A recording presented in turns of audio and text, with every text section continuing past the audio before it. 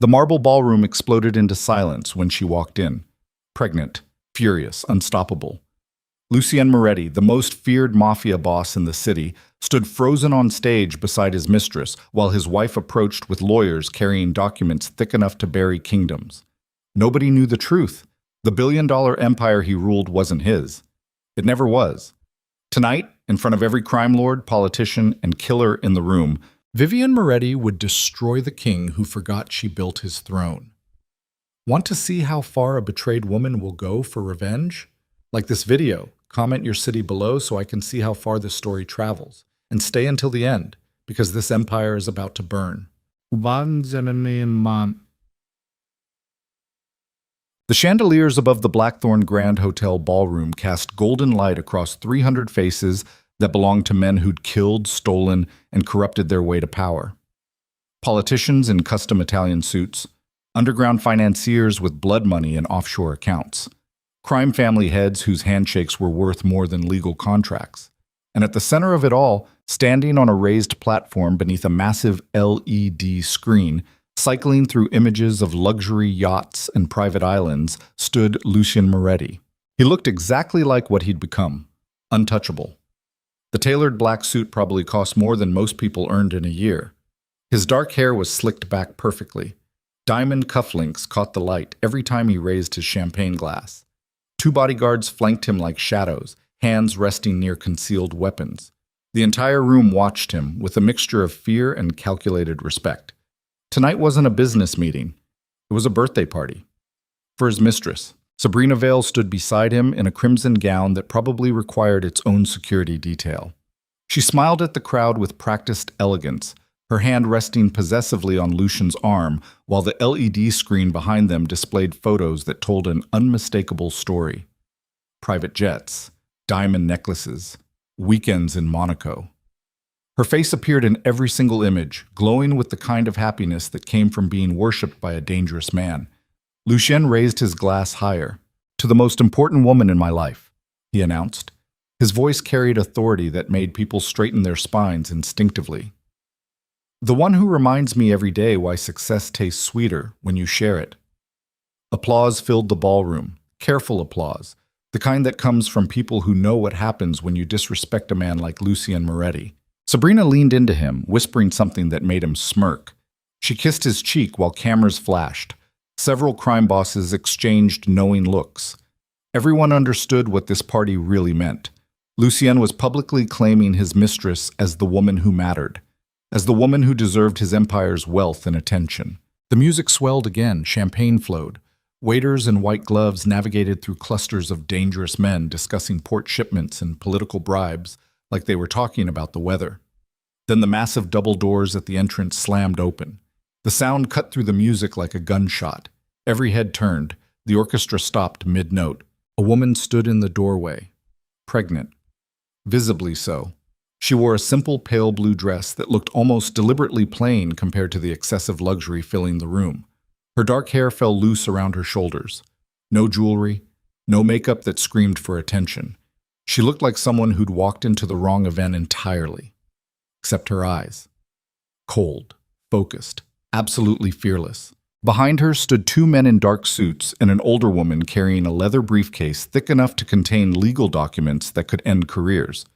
Lucien's confident expression cracked. The champagne glass trembled slightly in his hand, because he recognized her immediately. Vivian Moretti, his wife. The woman he told was overseas on business. The woman he'd been avoiding for months.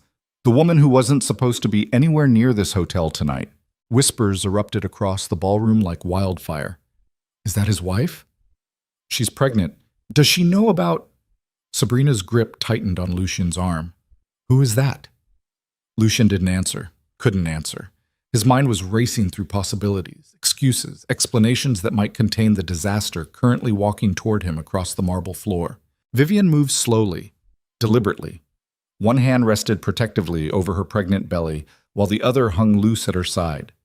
She didn't look around at the crowd, didn't acknowledge the politicians or crime lords staring at her with mixed expressions of shock and anticipation. She only looked at Lucien. The entire walk from the entrance to the stage probably took 30 seconds. It felt like an execution march.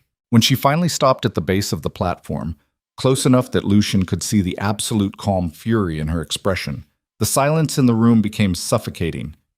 "Enjoying your party, Lucian." Her voice was quiet, controlled, more terrifying than any scream could have been. "Good. Because tonight, your empire finally learns the truth." Lucian's jaw tightened. He stepped forward, away from Sabrina, trying to regain some semblance of control. "This is private business, Vivian. Go home." "Private business?" Vivian's eyebrow lifted slightly. "You mean like the private business displayed on that screen behind you? The yachts I didn't know we owned? The trips I wasn't invited to? The diamonds purchased with money that doesn't belong to you?"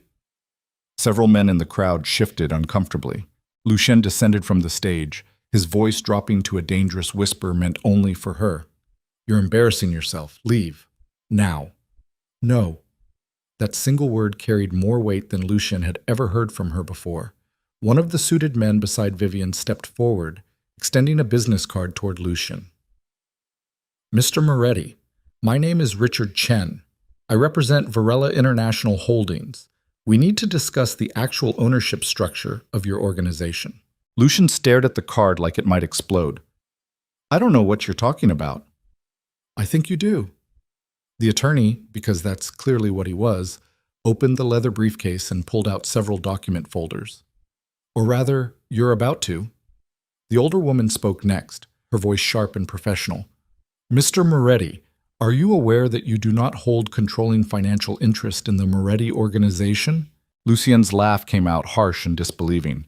"That's insane! I built this empire from nothing." "You built it," Vivian said quietly, "with money that wasn't yours." The whispers in the crowd grew louder. Lucien's face flushed red. "What the hell are you talking about?" Richard Chen handed him the first folder. "These documents detail the corporate structure of your operations, the shell companies, the offshore accounts, the property holdings. Would you like to know who actually owns them?" Lucien grabbed the folder, his hands shaking slightly as he flipped through pages of legal text and financial breakdowns. His eyes scanned frantically, looking for something that made sense, looking for proof this was some kind of mistake. Then he saw the name repeated across multiple documents. Varela International Holdings. Owner, Vivian Moretti, née Varela. The folder slipped from his fingers, papers scattered across the marble floor. "No," he whispered. Vivian watched him with an expression that might have been pity once. Now it was just cold observation. "My father is Dominic Varela. Perhaps you've heard of him." Every crime boss in the room had heard of Dominic Varela, the billionaire whose legitimate corporations controlled ports, casinos, luxury hotels, and financial networks that stretched across continents. The man whose power existed so far above street-level organized crime that most mafia families only whispered his name with reverence. Lucien's face went pale. "That's impossible," he said, but his voice had lost its authority. The female attorney spoke again. "6 years ago, when you were still operating as a mid-level enforcer with ambitions beyond your resources, Varela International began quietly funding your expansion, shell company investments, political connections, infrastructure access, the foundation of everything you currently control." Another folder landed in Lucien's hands. The Obsidian Casino, the Westport shipping terminals, the Meridian Hotel chain, even this building. She gestured around the ballroom. All owned through Varela Holdings, all legally controlled by Mrs. Vivian Moretti. Lucien's mind reeled backward through years of deals he'd thought were his own cleverness. Doors that had opened too easily.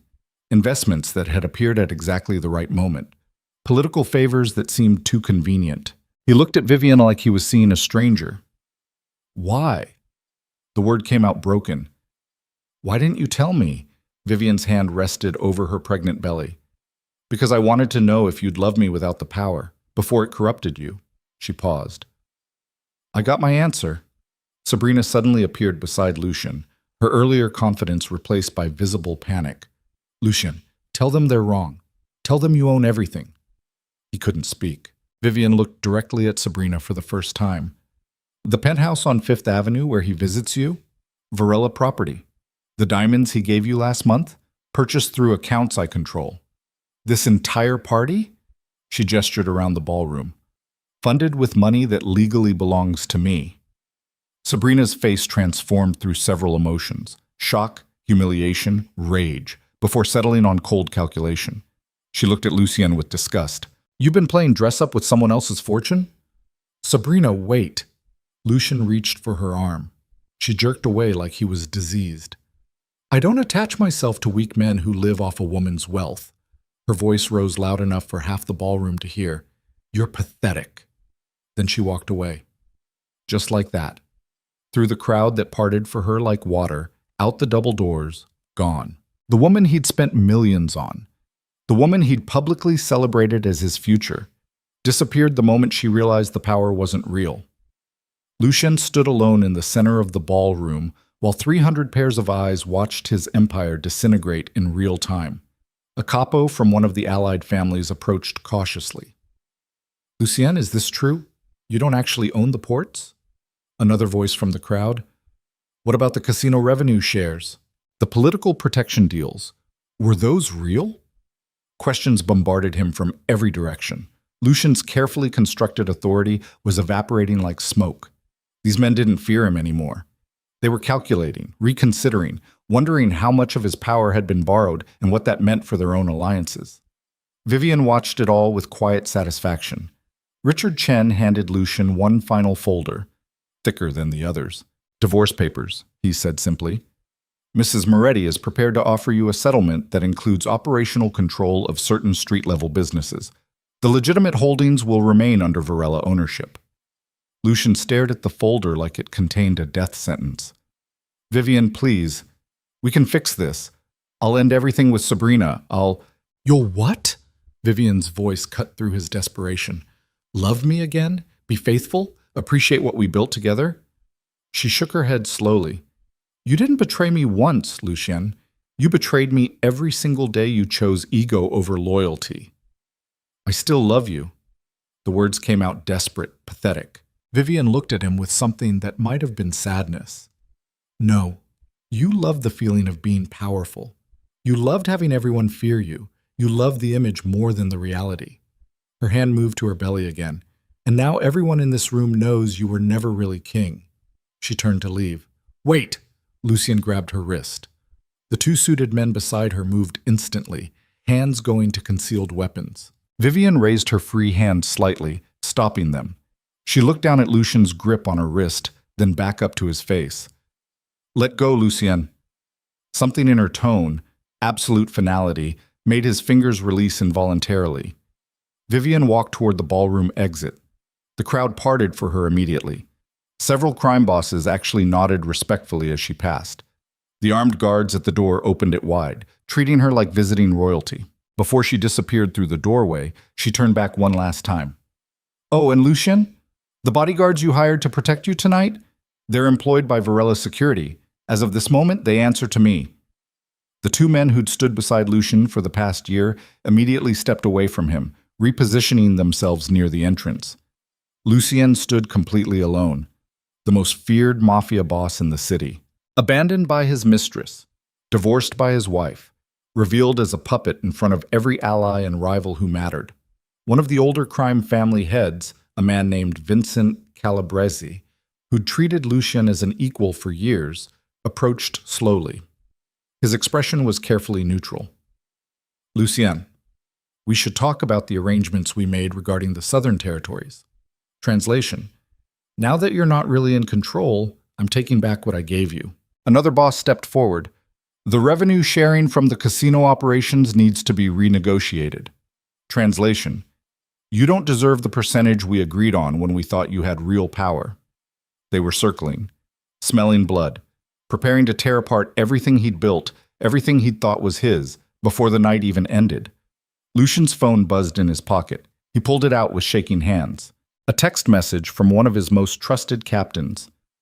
"Boss, we have a problem. 3 shipments just got seized at the port. Federal agents everywhere. Someone talked." Another message appeared immediately after from a different lieutenant.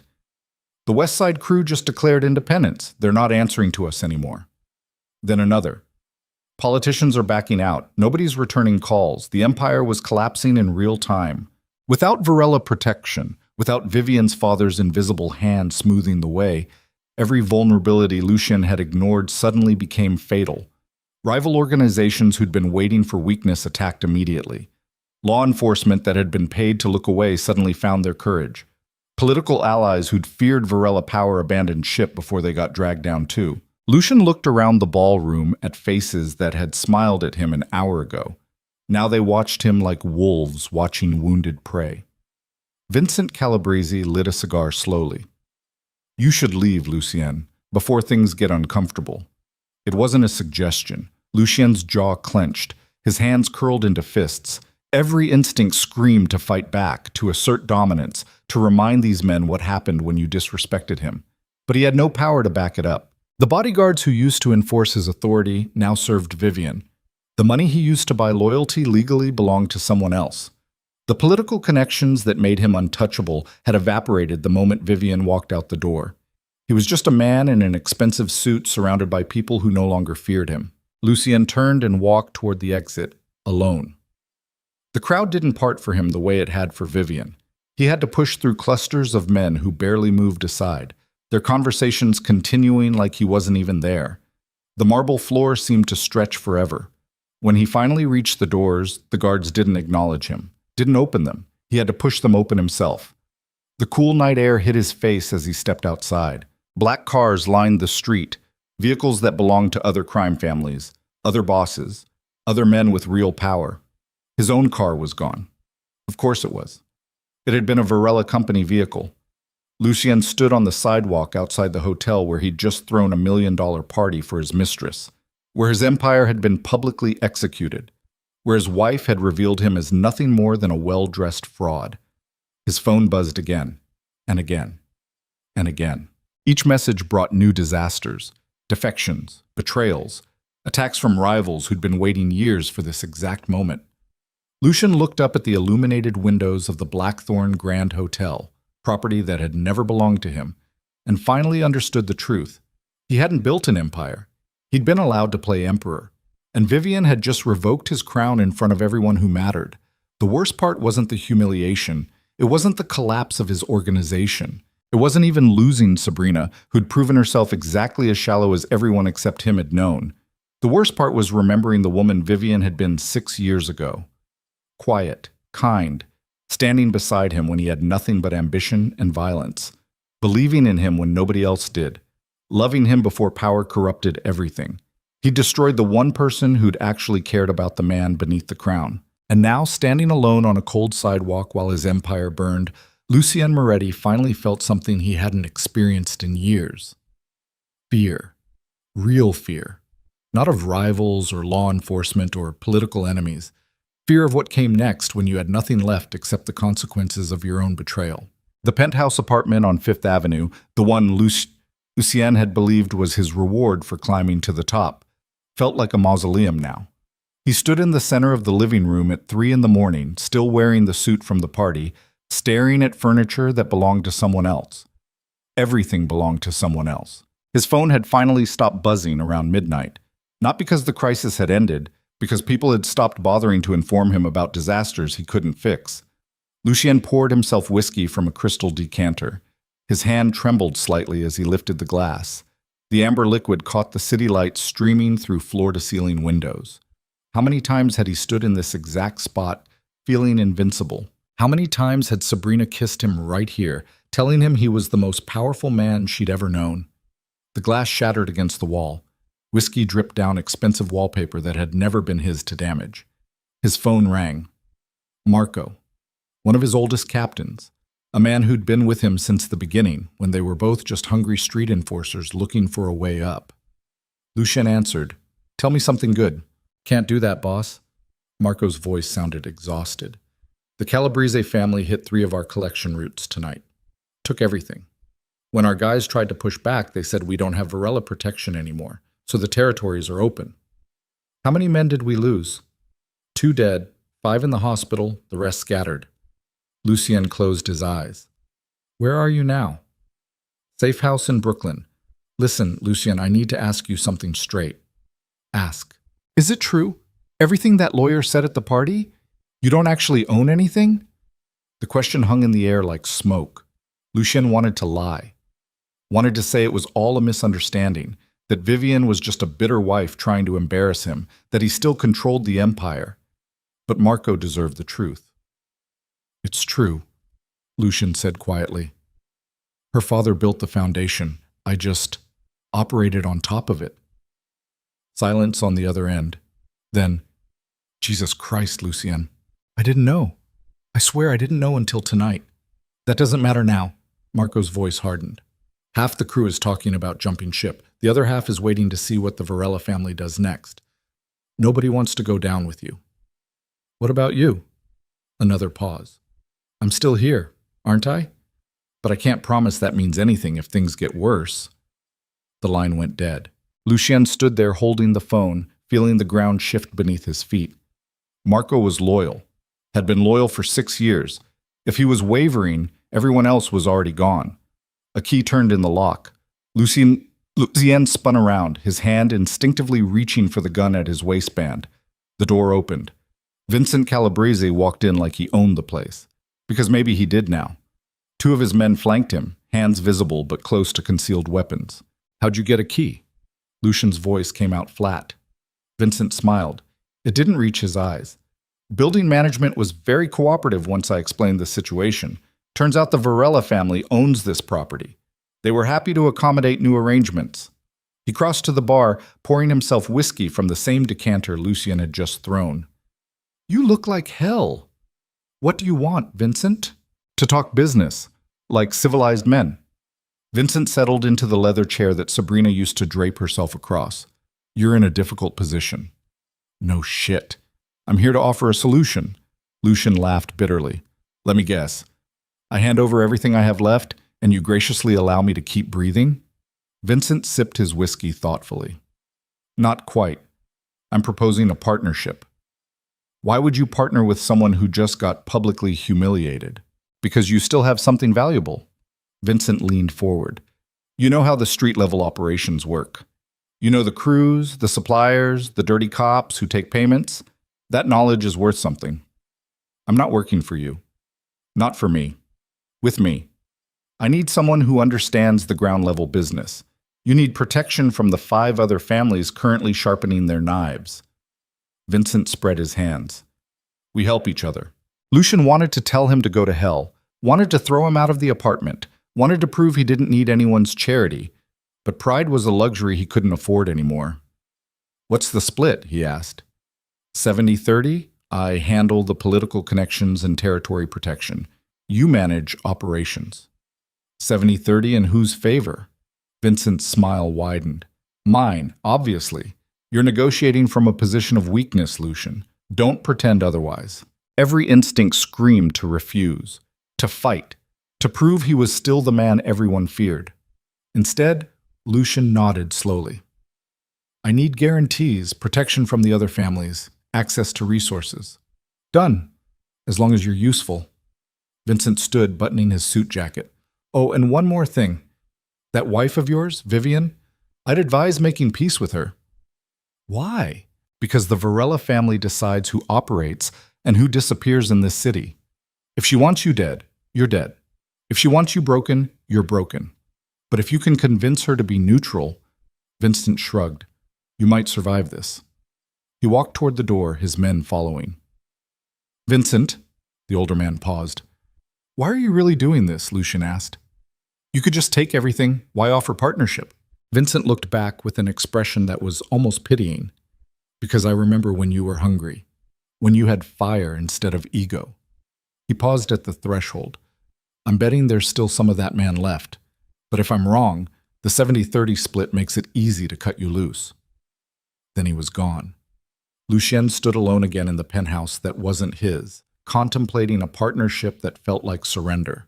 His phone buzzed. A text from an unknown number. Tomorrow, 10 a.m. Varela Tower, 47th floor. Come alone. V. Vivian. She wanted a meeting. Lucien's jaw clenched.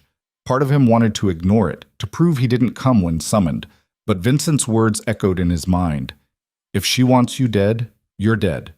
He texted back. I'll be there. The response came immediately. Good. Don't be late. Varela Tower stood in the financial district like a monument to legitimate power.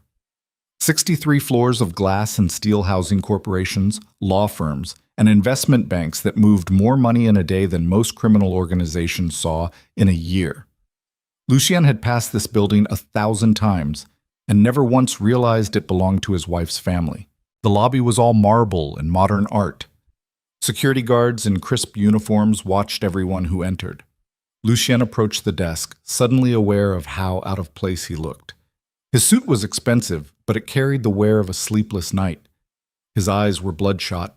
He probably smelled like whiskey and desperation. "Lucien Moretti," he told the receptionist. "I have a meeting on the 47th floor." She checked her computer, then handed him a visitor badge. "Elevator Bank C. You've been cleared for executive access."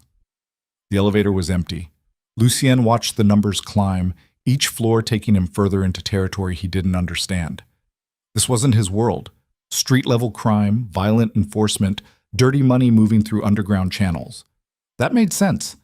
But this? Corporate empires and legitimate billions? He'd been playing in the minor leagues while Vivian's family owned the stadium. The 47th floor was eerily quiet. Thick carpet absorbed sound. Floor-to-ceiling windows offered views of the city that made everything below look small and manageable. Abstract paintings hung on walls. Everything screamed expensive taste. A woman in her 50s stood waiting. Professional, severe, the same attorney from last night. "Mr. Moretti, follow me, please." She led him down a hallway, past empty conference rooms and executive offices. At the end, she opened a door to a corner office that was probably bigger than most apartments. Vivian sat behind a glass desk, reading documents. She didn't look up when he entered. "Sit," she said. Lucien sat in one of the chairs facing the desk. The attorney positioned herself near the door. Armed guard or witness, he couldn't tell which. Vivian finally looked up. She'd changed from last night's simple dress into a black pantsuit that made her look every inch the corporate power player she apparently was. Her pregnancy showed more clearly now, without the flowing dress to hide it. "You look terrible," she observed. "Didn't sleep much." "I imagine not." She set down the documents. "Do you know what these are?" "No idea." "Financial reports from your operations over the past 6 months. Revenue streams, expenditures, profit margins." She slid one across the desk. "This one details the money you spent on Sabrina. $2.3 million in 6 months. Lucien didn't reach for the paper. "Want to know what else happened in those 6 months? Vivian continued. "I sold my grandmother's jewelry collection to help cover what you said were temporary cash flow problems. I fired our housekeeper to cut costs. I stopped buying new clothes because you said we needed to be careful with money." Her voice remained calm, controlled, which somehow made it worse. "While I was selling family heirlooms, you were buying your mistress a penthouse." "Vivian, I'm not finished." She leaned back in her chair. "I want you to understand something, Lucien. I didn't expose you last night because I was angry. I exposed you because you needed to see the truth." "What truth?" "That you never had real power. You had access to my father's power, and you mistook that for your own." Lucien's hands gripped the armrests. "I built the street operations from nothing. That was mine. Built with whose money? Whose political connections? Whose infrastructure?" Vivian shook her head. "You're a talented operator, Lucien. I won't deny that. You understand the criminal underworld better than most. But talent means nothing without resources. And all your resources came from my family. So what now? You take everything and leave me with nothing?" "That depends on you." Lucien frowned. "What does that mean?" Vivian pulled out another document. "This is a business proposal. My father believes you could still be useful despite your spectacular stupidity with Sabrina." "Useful how?" "The Varela family has legitimate businesses that occasionally require less legitimate problem solving. Someone who understands how criminal organizations operate. Someone who can handle situations that corporate lawyers can't touch." She slid the document across. "We're offering you a position as a consultant." Lucien stared at the paper without touching it. A consultant. With a salary. Benefits. And most importantly, protection from the 5 families currently trying to kill you. In exchange for what? Your expertise, your connections, your operational knowledge. Vivian's eyes hardened. and your absolute loyalty to Varela interests. So I'd be working for your father. You'd be working for the family, which includes me. Lucien laughed bitterly. You want me to take orders from my pregnant ex-wife. I want you to survive what's coming. Vivian stood, walking to the window. Do you know what happened after you left the party last night? I can guess. 3 families made moves on your territories. The federal task force that's been building a case against you suddenly got very aggressive, and 2 of your most trusted captains approached my father asking for employment opportunities. That last one hit like a punch. Who? Does it matter? They saw the writing on the wall. Either join the winning side or go down with you. Lucien's jaw clenched. Marco? Vivian didn't answer, which was answer enough. He's been with me for 6 years, and now he's looking at federal prison if he stays loyal to a sinking ship.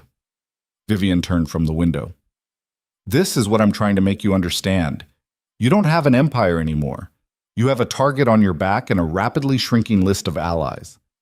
So I should just surrender? Become your father's errand boy? You should accept reality.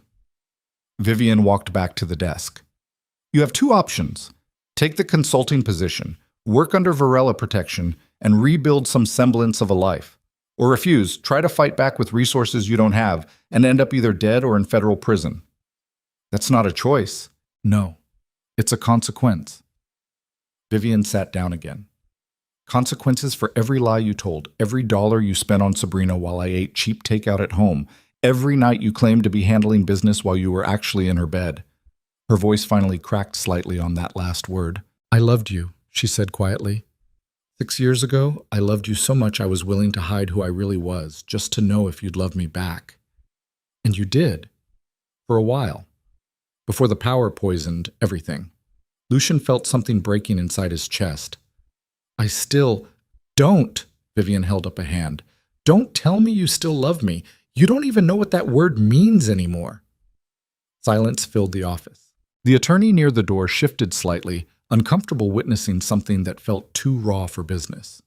The divorce papers are already filed, Vivian continued. I'm not asking you to fight it. I'm asking you to sign them and move forward. What about the baby? Vivian's hand moved protectively to her stomach. That's no longer your concern.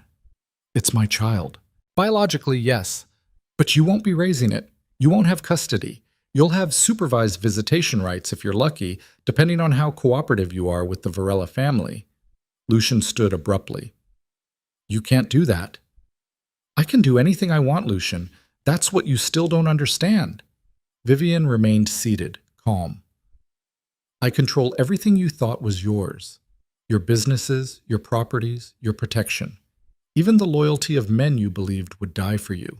This is about revenge. No. This is about consequences. She stood now, facing him across the desk.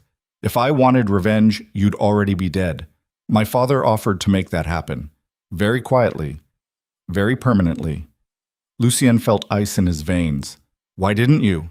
Because despite everything, some small part of me remembers the man you used to be. The one who worked construction during the day and dreamed about something better. The one who made me laugh. The one who promised me we'd build something real together. Tears formed in her eyes but didn't fall. That man is gone. You killed him when you chose ego over love, but I still remember him, and for his sake I'm giving you this one chance to survive. She pushed the consultant contract closer. Sign it, work for my family. Rebuild your life slowly and quietly, or walk out of here and try to survive on your own. Lucien looked at the contract, at the pen line beside it, at the woman he'd married 6 years ago who transformed into someone he didn't recognize. If I sign this, what happens to my crew? The men who are still loyal?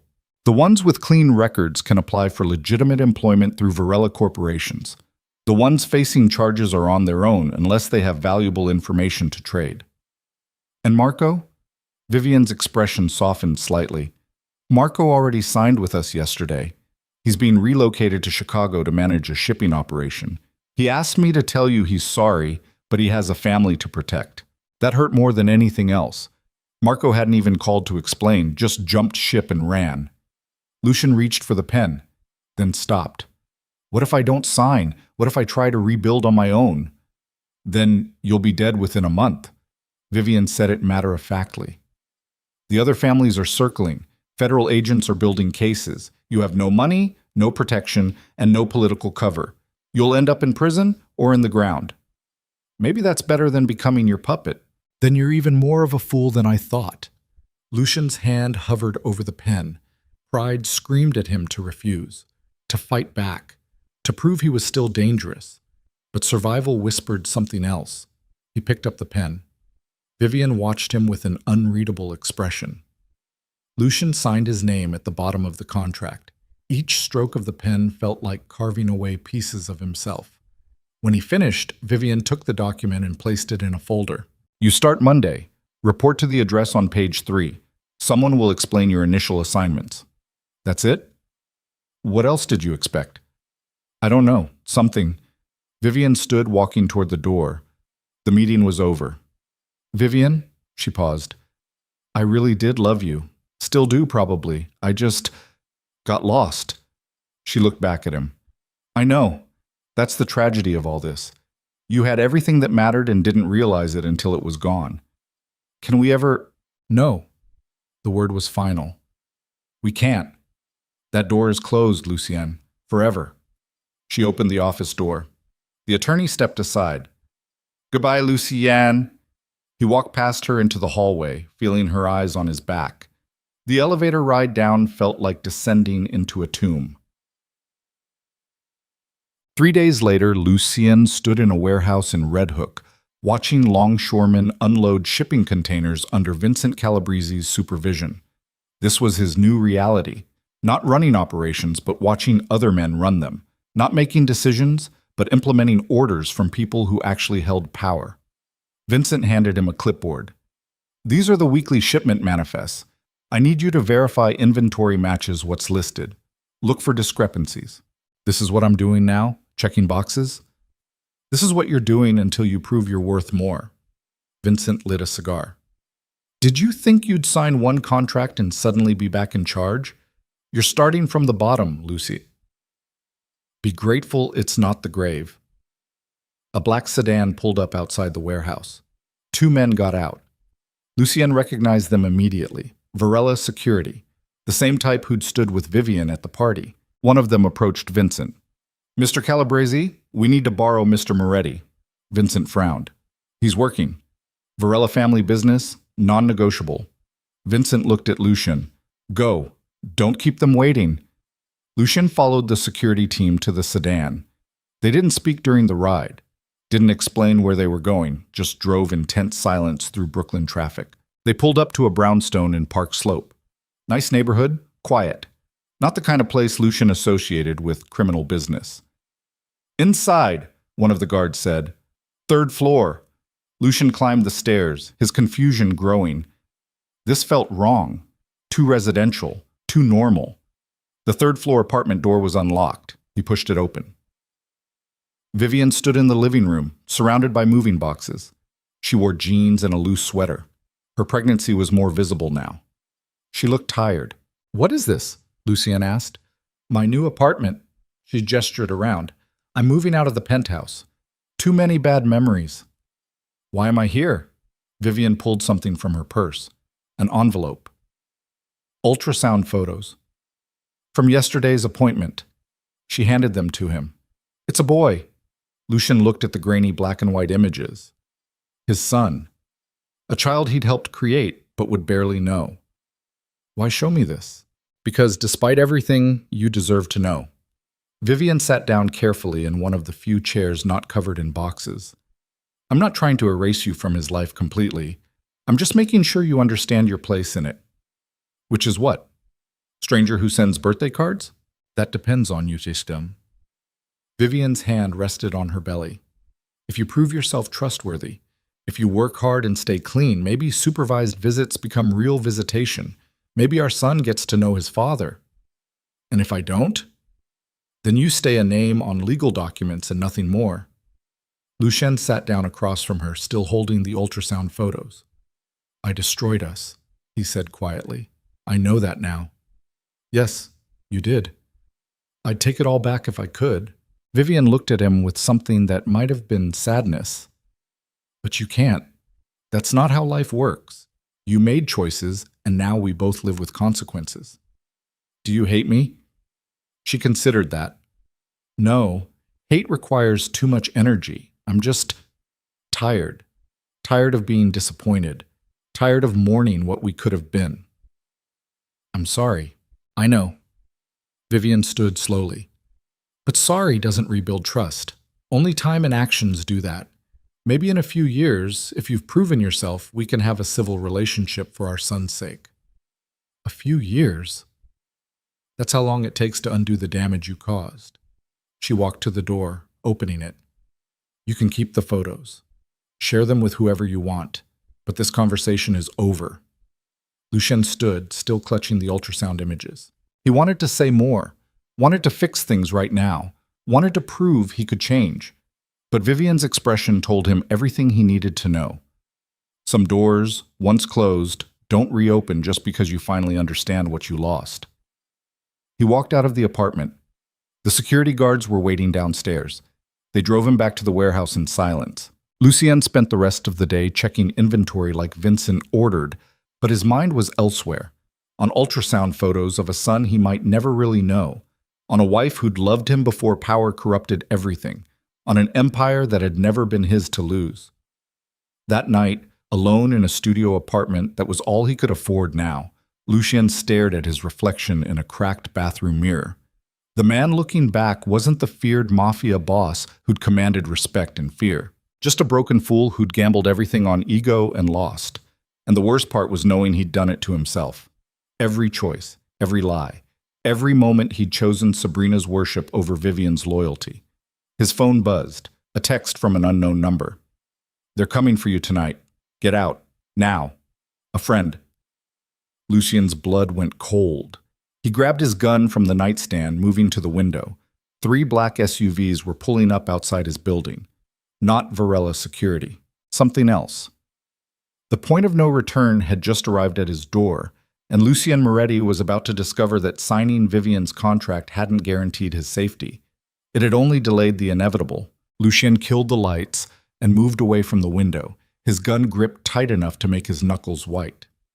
3 SUVs meant at least 9 men, maybe 12. Too many for a straight fight in a studio apartment with one exit. He grabbed his phone, dialing the emergency number Vivian's security team had given him when he signed the contract. It rang 4 times. No answer. Come on. Voicemail. Lucien's stomach dropped. Varela protection was supposed to be absolute. That was the whole point of surrendering his pride and signing that contract. But nobody was answering. Heavy footsteps echoed in the stairwell. Multiple sets, coming up fast.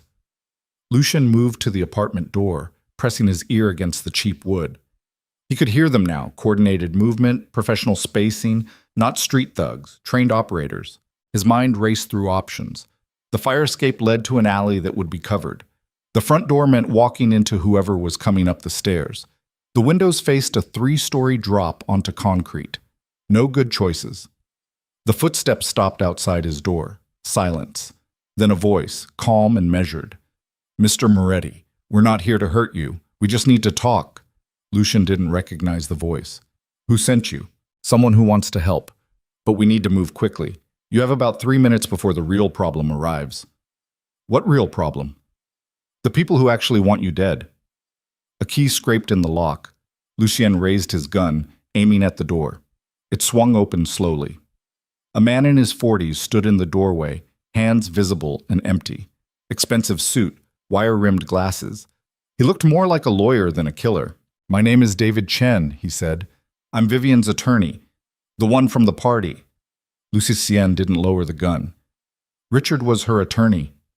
Richard handles corporate litigation. I handle the situations that lawyers aren't supposed to know about. David stepped inside carefully, 2 armed men flanking him. We need to leave. Now. Why should I trust you? Because if I wanted you dead, you'd already be dead. David gestured toward the window. Look outside. See that white van across the street? Lucien moved to the window, keeping his gun trained on David. A white panel van sat parked under a broken streetlight. That van arrived 6 minutes ago, David continued. 4 men inside, based on thermal imaging. They're waiting for us to leave so they can come up and make this look like a robbery gone wrong. Who are they? That's what we need to discuss. But not here. David checked his watch. We have 90 seconds before they realize we're taking too long and adjust their plan. Lucien's survival instincts warred with his paranoia. Trust no one had kept him alive for years. But David was right. If Varela wanted him dead, they wouldn't bother with this elaborate theater. Where are we going? Somewhere secure. Move. Lucien grabbed his jacket and followed David into the hallway. The two armed men formed a protective corridor, one ahead and one behind. They took the back stairs, moving quickly but not running. Professional, controlled. A black sedan waited in the alley, engine running. Inside, David ordered. Lucien climbed into the back seat. David slid in beside him. The two guards took positions in the front.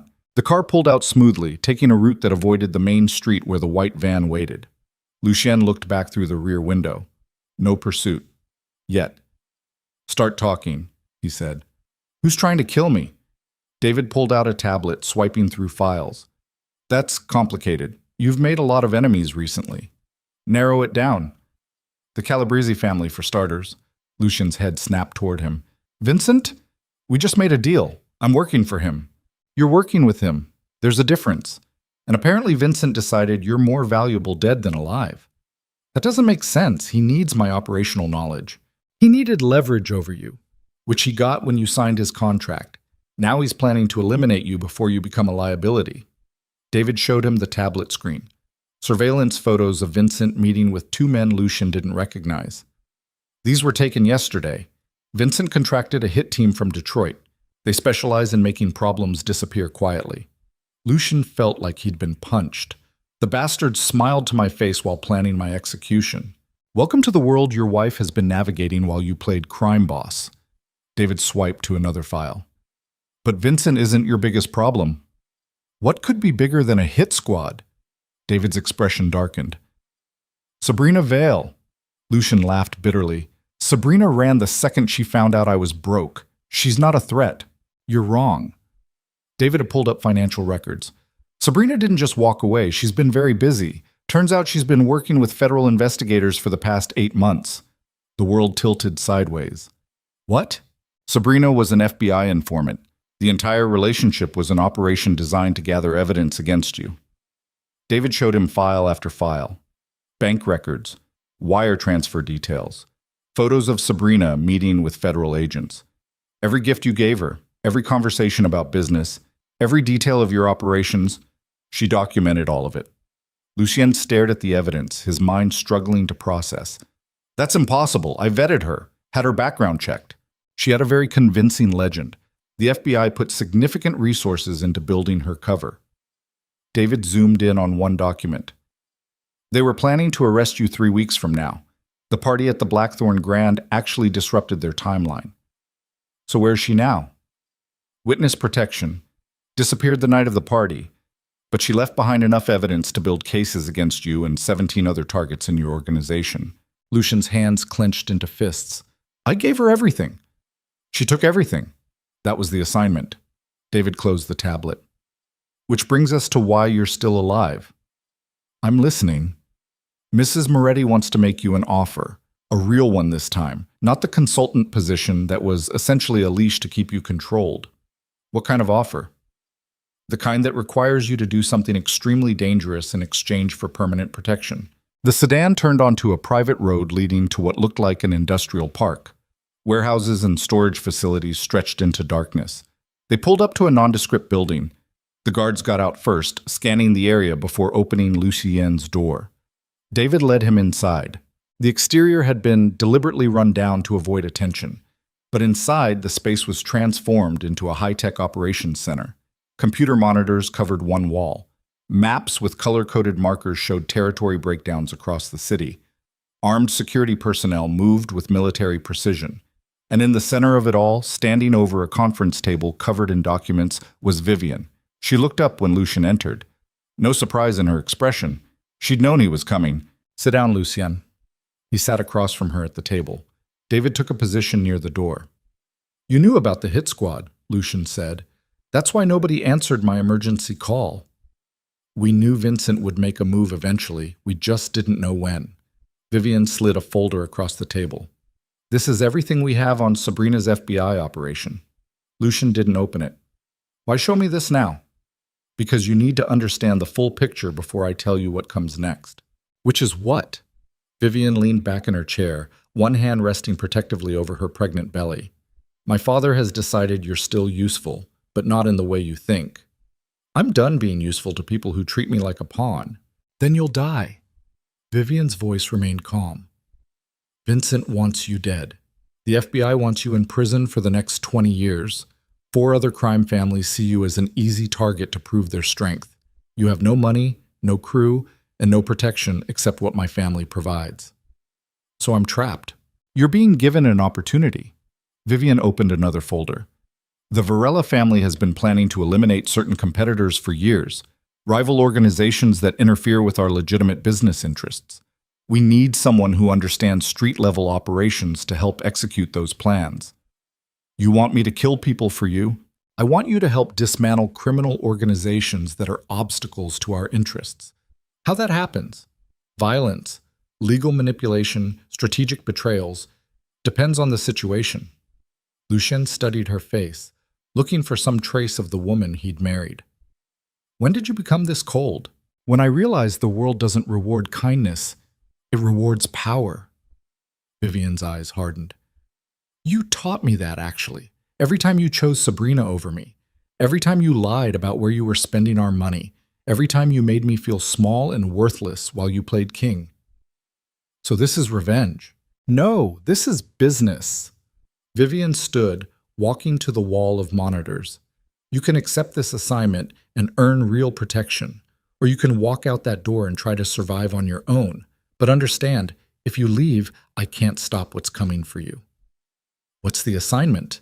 Vivian pressed a button on a remote. One of the monitors displayed a photograph of a man in his 60s. Distinguished. Expensive suit. Cold eyes. Antonio Delgado runs the largest human trafficking network on the East Coast. He uses legitimate shipping companies owned by Varela International to move his product. My father wants him gone. Why not just stop doing business with him? Because Delgado has leverage, files, evidence of Varela family involvement in certain activities that need to stay buried. If we cut him off, he'll release that information to federal investigators. So you need him dead before he can talk. We need his entire operation dismantled and his evidence destroyed. That requires someone who can get close to his organization, identify the key players, and eliminate them systematically. Lucien looked at the photograph. I don't know, Delgado. I never worked trafficking. No. But you know how criminal organizations function. You know how to identify weaknesses. And most importantly, you're desperate enough to do whatever it takes. Vivian turned from the monitors. Delgado is recruiting new talent, people who understand distribution networks. Vincent Calabrese has already recommended you as someone looking for work after your recent difficulties. The pieces clicked together. This was planned. You knew Vincent would turn on me. We encouraged it. Vincent needed to believe eliminating you was his idea. That way, when you approach Delgado looking for protection, your desperation will seem genuine. Lucien felt like he was drowning. You set me up. I created an opportunity. Whether you use it or waste it is your choice. What happens after I get inside Delgado's organization? David stepped forward, pulling up detailed files on the monitor. You identify his evidence cache, you map his distribution network. You feed us information that allows us to dismantle his operation piece by piece. When the time is right, you eliminate Delgado and anyone else who knows about the Varela family's involvement. How long? 3 months, maybe 4? Delgado is paranoid. Building trust will take time. Lucien stood, pacing the room. And if I succeed? Full protection, a legitimate position within Varela International, and visitation rights with your son. Vivian's voice softened slightly on that last part. Real visitation. Not supervised, not controlled. Actual time to be a father. That stopped him. You'd let me see my son if you prove you can be trusted. If you complete this assignment without betraying us. If you show me the man you used to be still exists somewhere underneath the wreckage. Vivian's hand moved to her belly. He deserves to know his father, but only if his father is someone worth knowing. Lucien looked at the monitors showing Delgado's photograph, then at Vivian's determined expression, then at David's cold professionalism. What if I refuse? Vivian pulled out her phone, pressing a single button. The monitors switched to live surveillance feeds. The first showed Vincent Calabrese meeting with the Detroit hit squad, handing over a briefcase of cash. The second showed FBI agents reviewing files in an office, Sabrina's testimony playing on a screen. The third showed Lucien's studio apartment, now crawling with men in tactical gear searching for evidence. If you refuse, Vivian said quietly, I withdraw Varela protection. Vincent's hit squad finds you within 24 hours. If you somehow survive that, the FBI arrests you within 48 hours based on Sabrina's evidence. Either way, you're dead or in prison before the weekends. That's not a choice. No. It's consequences. Everything you're facing now is because of decisions you made. Choosing Sabrina, choosing ego, choosing power over loyalty. Vivian's voice cracked slightly. I'm giving you one chance to make a different choice, to prove you can still be the man I believed in 6 years ago. Lucien stared at the feeds showing the walls closing in around him, every exit blocked, every option eliminated. Survival required becoming exactly what Vivian's family needed him to be. When do I start? Tomorrow. David will brief you on Delgado's operation and arrange your introduction. Vivian turned away, facing the monitors. And Lucien, don't betray us. My father doesn't give second chances. If you turn on this family, your death will be slow and painful enough that you'll beg for prison instead. Understood. David escorted him toward the exit, but before they reached the door, Vivian called out, Lucien! He turned back. She was still facing the monitors, not looking at him. I meant what I said about our son. Prove yourself and he'll know his father. But if you fail, she paused. He'll grow up knowing you died a coward who couldn't change when it mattered. The words hit harder than any threat. Lucien left the operations center, climbing back into the sedan with David and the security team. They drove in silence through dark streets while Lucien's mind processed everything. The hit squad, Sabrina's betrayal, Vincent's setup, and now this impossible assignment that was his only path to survival. Where are we going? He asked. Safe house. You'll stay there until the meeting with Delgado tomorrow. David pulled out a burner phone. Memorize this number. It's your direct line to our operations team. Use it only for emergencies. What counts as an emergency? If Delgado suspects you're working for us. If the FBI gets too close. If you're about to die. David's expression was flat. Anything else? Handle it yourself. The sedan pulled up to a brownstone in Queens' residential neighborhood, quiet, forgettable. Top floor, David said. Food in the kitchen, weapons in the safe under the bed. Code is your son's due date, month, day, year, no spaces. Lucien frowned. How do you know his due date? Mrs. Moretti provided it. Said you'd need something to remind you why survival matters. The guards escorted Lucien inside and cleared the apartment before leaving him alone. The space was sparse but functional. Kitchen with basic supplies, bedroom with a single bed, living room with nothing except a couch and a window overlooking the street. Lucien found the safe under the bed, entering the code David had given him. It opened to reveal 2 handguns, ammunition, and a folder. He pulled out the folder.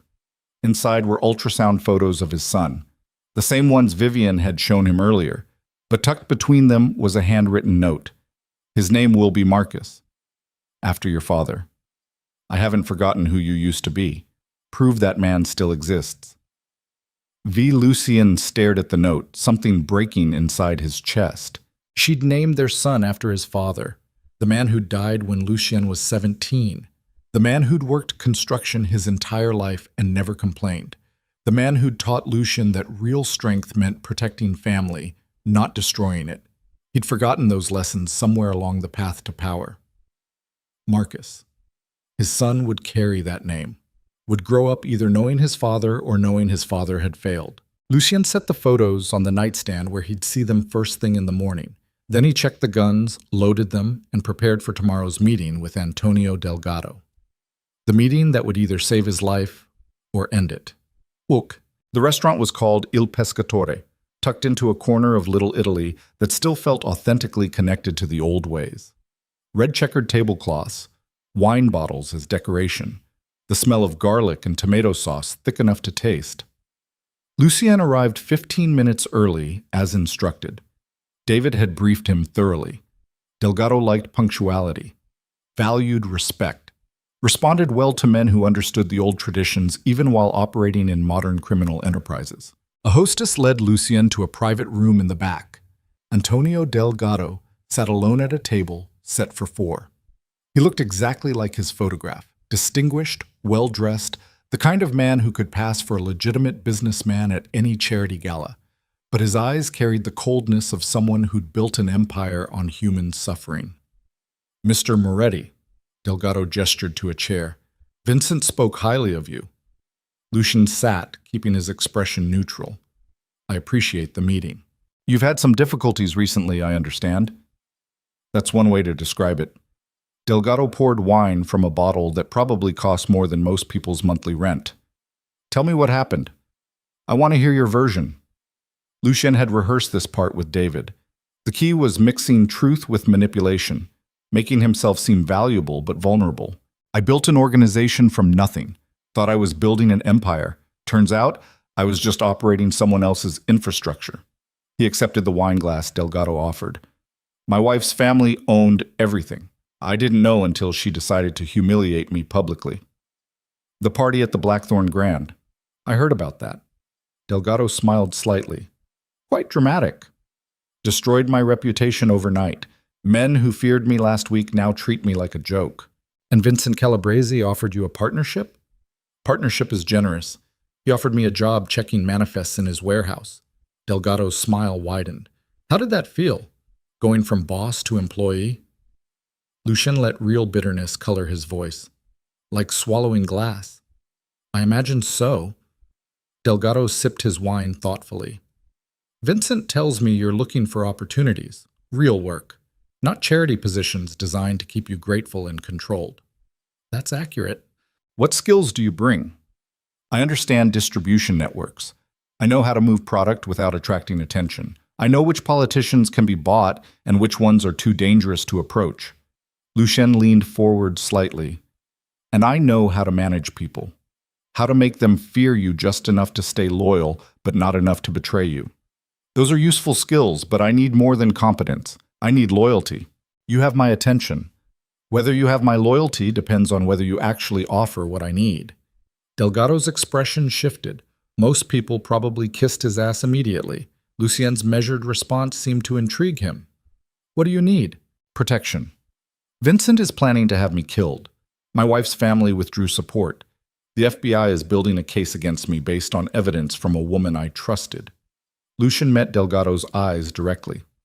"I need someone powerful enough to keep me alive while I rebuild. And in exchange, my expertise, my contacts, my operational knowledge, whatever you need from someone who spent 6 years running a successful organization." Delgado studied him for a long moment. "You're not what I expected." "What did you expect? Someone broken, desperate, begging for scraps?" Delgado refilled both wine glasses. "Instead, you're negotiating like you still have leverage." "I have skills you can use. That's leverage enough." The door opened. A woman entered, late 20s, beautiful in a calculated way that reminded Lucien uncomfortably of Sabrina. She wore a black dress that probably cost more than the average person earned in a month. "This is my daughter, Isabella," Delgado said. "She handles certain aspects of my business that require discretion." Isabella studied Lucien with cold evaluation. "You're the one Vincent recommended?" "That's me. Vincent also mentioned you might be a liability, that your wife destroyed you because you were stupid and arrogant." Lucien's jaw tightened. "Vincent has his own agenda, which is why I wanted to meet you myself." Isabella sat down, accepting wine from her father. "I've researched your background. Before your wife revealed the truth, you ran effective operations. Low heat from law enforcement, good profit margins, minimal personnel problems." "I knew what I was doing. Until you didn't." Isabella's smile was sharp. "Tell me, Mr. Moretti, what did you learn from your spectacular failure?" The question was a test. Lucien could feel it. "I learned that power you don't actually own can be taken away instantly. I learned that trusting the wrong person can destroy everything. And I learned that ego is expensive. He looked directly at Isabella. I won't make those mistakes again. She exchanged a glance with her father. We have an operation that requires someone with your skills, Delgado said. But it's sensitive. If you betray us, the consequences will be severe. Understood. I'm talking about your family, your wife, your unborn child. Delgado's voice remained pleasant, but the threat was crystal clear. Cross me, and everyone you care about dies screaming. Lucien felt ice in his veins. This was the monster Vivian wanted eliminated. The man who trafficked human beings and threatened children without hesitation. I have no family anymore, Lucien said carefully. My wife made sure of that. Good. Emotional attachments create vulnerabilities. Delgado stood. Isabella will brief you on the operation. Prove yourself useful, and we'll discuss long-term arrangements. He left the room. Isabella pulled out a tablet, bringing up shipping manifests and route maps. We move product through 12 major ports on the East Coast. Varela International owns infrastructure at 6 of them, which creates complications. What kind of complications? The Varela family claims to run legitimate operations. They don't want their property obviously connected to trafficking. So we have to be creative. Isabella zoomed in on one port location. This is where you come in. You know the Varela security protocols. You know how they monitor shipments. Lucien's mind raced. This was exactly what Vivian needed. Inside knowledge of how Delgado used Varela infrastructure. I know some protocols, but I never worked directly with the ports. You know enough, and you'll learn the rest. Isabella closed the tablet. There's a shipment arriving Tuesday night. High-value product that needs to move through quickly without documentation. You'll coordinate with our port contacts and make sure everything runs smoothly. What's the product? Isabella's smile was cold. Does it matter? Yes, it mattered. Because Lucien suspected he knew exactly what high-value product meant in Delgado's world. People. Just want to know what I'm handling, he said neutrally. You're handling whatever I tell you to handle. Isabella stood. Be at Pier 47 Tuesday night at 2 a.m. Bring work clothes and keep your mouth shut. My people will give you instructions. She left without another word. Lucien sat alone in the private dining room, staring at wine he couldn't taste anymore. He'd gotten inside Delgado's organization, exactly as planned. But actually seeing how trafficking operations worked, actually participating in the machinery that destroyed lives, was different than discussing it theoretically with David and Vivian. His phone buzzed. A text from the burner number. How did it go? Lucien typed back. I'm in. First assignment Tuesday night. The response came immediately. Good. Feed us details. We'll have a team ready. He pocketed the phone and stood up, leaving cash on the table even though Delgado would never let him pay. Outside, the early evening air felt thick and suffocating. Lucien walked 3 blocks before the black sedan appeared, David in the back seat. Get in! Lucien climbed inside. The car pulled into traffic smoothly. You did well, David said. Delgado bought the act. It wasn't entirely an act. Everything I said about being destroyed was true, which is what made it convincing. David pulled out a folder. This is everything we know about Tuesday's shipment. 26 people trafficked from Eastern Europe. Delgado's organization processes them through the port, then distributes them to various operations across the Northeast. Lucien looked at photographs of men, women, and children who'd been promised legitimate work and instead found themselves enslaved. We're stopping this shipment? No, we're documenting it, building evidence. One shipment isn't worth revealing your position. David's voice was cold, professional. We need Delgado's entire network mapped before we move. So these people just get trafficked? Yes. Lucien stared at the photographs. That's not acceptable. That's the assignment.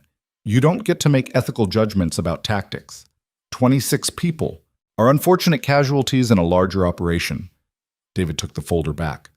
Mrs. Moretti was very clear. You document everything. You feed us information. You do not compromise your position by playing hero. And if I refuse, then you've failed the assignment, and everything that follows is on you.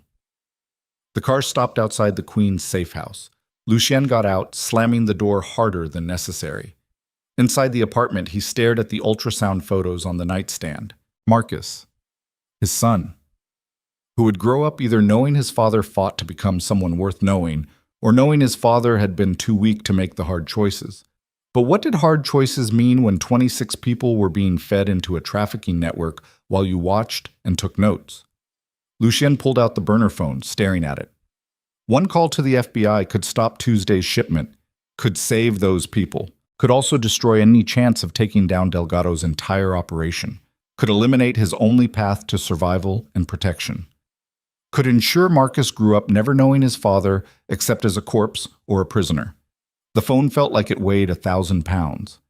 Lucien set it down on the table, then picked it back up, then set it down again. Outside, the city moved through darkness, full of people making choices between survival and morality, between protecting themselves and protecting strangers, between becoming monsters or becoming prey. Lucien looked at his son's ultrasound one more time and realized that Vivian's assignment wasn't just about eliminating Delgado. It was about forcing Lucien to discover whether the man his father had raised still existed, or whether power had killed that man completely. Tuesday night was 48 hours away. 48 hours to decide who he wanted to be. And Lucien Moretti had absolutely no idea which choice would destroy him faster, saving those 26 people and losing everything, or letting them be trafficked and losing his soul. Tuesday night came too fast. Lucien stood in the darkness near Pier 47 at 1:45 a.m., wearing work clothes that smelled like diesel and salt water.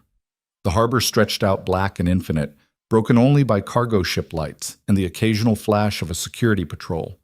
He hadn't slept in 2 days, hadn't eaten anything except coffee and whatever his stomach could hold down without revolting. The burner phone sat heavy in his jacket pocket.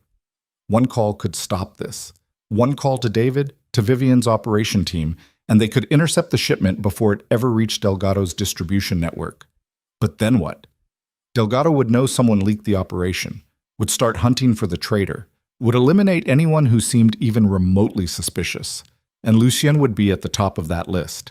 His other option, the one that made his hands shake, was following orders, documenting everything, watching 26 human beings get processed like cargo while he took mental notes for Vivian's master plan. The man his father raised wouldn't have hesitated, would have called the authorities, damn the consequences, because some lines you didn't cross no matter what survival cost. But that man had died somewhere in the past 6 years, buried under designer suits and mistresses, and the intoxicating drug of being feared. Footsteps on the concrete pier. Lucien turned to see Isabella approaching with 3 men. She wore tactical black, hair pulled back, looking nothing like the elegant woman from the restaurant. This was her working uniform. This was who she really was. "You're early," she said. "Good." "You said 2 a.m. I said be here at 2 a.m. I didn't say the shipment arrives at 2 a.m. Isabella gestured to one of her men, who handed Lucien a radio. "You'll coordinate the ground team. Make sure the containers get from the ship to the trucks without anyone asking questions." "What about port security?" "Already handled. We have people inside." Isabella checked her watch. "The ship docks in 20 minutes. You have that long to familiarize yourself with the layout."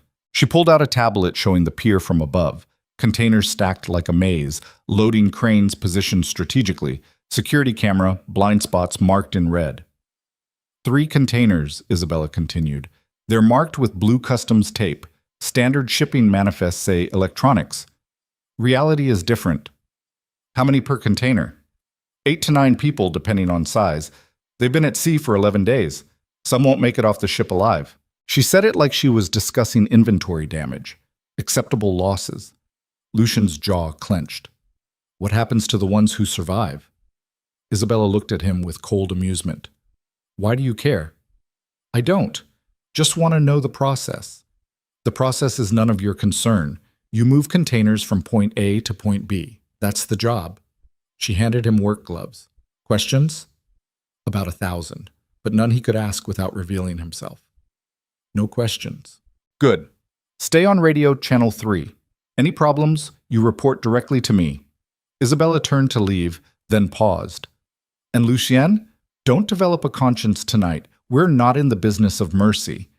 She disappeared into the shadows with her security team. Lucien stood alone near a stack of containers, the weight of what was about to happen pressing down like a physical force. His phone buzzed. A text from David on the burner. Status? Lucian typed back. Shipment arriving in 15 minutes. 3 containers. Blue customs tape. 24 to 27 people total. Document everything. Do not interfere. Orders from Mrs. Moretti. Lucian stared at that message. Do not interfere. Let it happen. Watch human beings get trafficked so the bigger operation could proceed.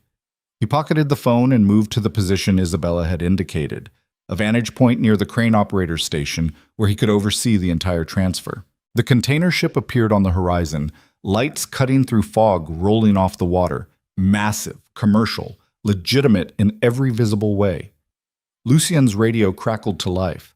Ground team, this is Control. Ship is docking. All personnel to positions. Men emerged from various hiding spots around the pier, 8 of them, dressed like normal dock workers. They moved with practiced efficiency toward the ship's mooring point. The vessel settled against the pier with a groan of metal and wood. Deck crew began the process of unlocking containers, while a crane operator, one of Delgado's people, positioned his equipment. Isabella's voice came through the radio. Moretti, you're up. Get those containers moving. Lucian keyed his radio. Copy. He approached the dock workers, showing them the tablet with the marked containers. They nodded and began the choreographed process of unhooking the blue-taped units from the ship's cargo hold. The first container swung through the air on crane cables, rotating slightly before settling onto a flatbed truck. The driver didn't wait for confirmation, just engaged the engine and drove toward the pier exit, one down. The second container followed the same pattern, smooth, professional, like they'd done this 100 times before, which they probably had. Lucian's hands were shaking. He shoved them in his pockets so nobody would notice. The third container was being positioned when something went wrong. A man stumbled out from behind a stack of cargo. Thin, desperate, wearing clothes that marked him as Eastern European. He must have escaped from one of the earlier containers during the ship's voyage. Been hiding, waiting for any chance at freedom. He ran toward the pier gate, screaming in a language Lucian didn't understand. 2 of Delgado's dock workers moved to intercept him. The man fought, wildly, desperately, throwing punches that had no technique behind them, just raw survival instinct. One of the workers pulled a knife. Stop! Lucian's voice cut through the night before he could stop himself. Everyone froze. Isabella's voice crackled over the radio. Moretti, what the hell are you doing? Lucian walked toward the struggle, his mind racing for an explanation that wouldn't blow his cover. You kill him here, port security responds. Blood on the concrete means questions we can't answer. The worker with the knife looked uncertain. Bring him to the truck, Lucian ordered. We'll handle it away from the cameras. Isabella's voice again, sharper. Since when do you give orders? Since you put me in charge of ground operations. You want this done clean, or you want it messy? Silence on the radio. Then, do it your way. But if this creates problems, you answer for it. The workers grabbed the escaped man, zip-tying his hands and dragging him toward the third truck.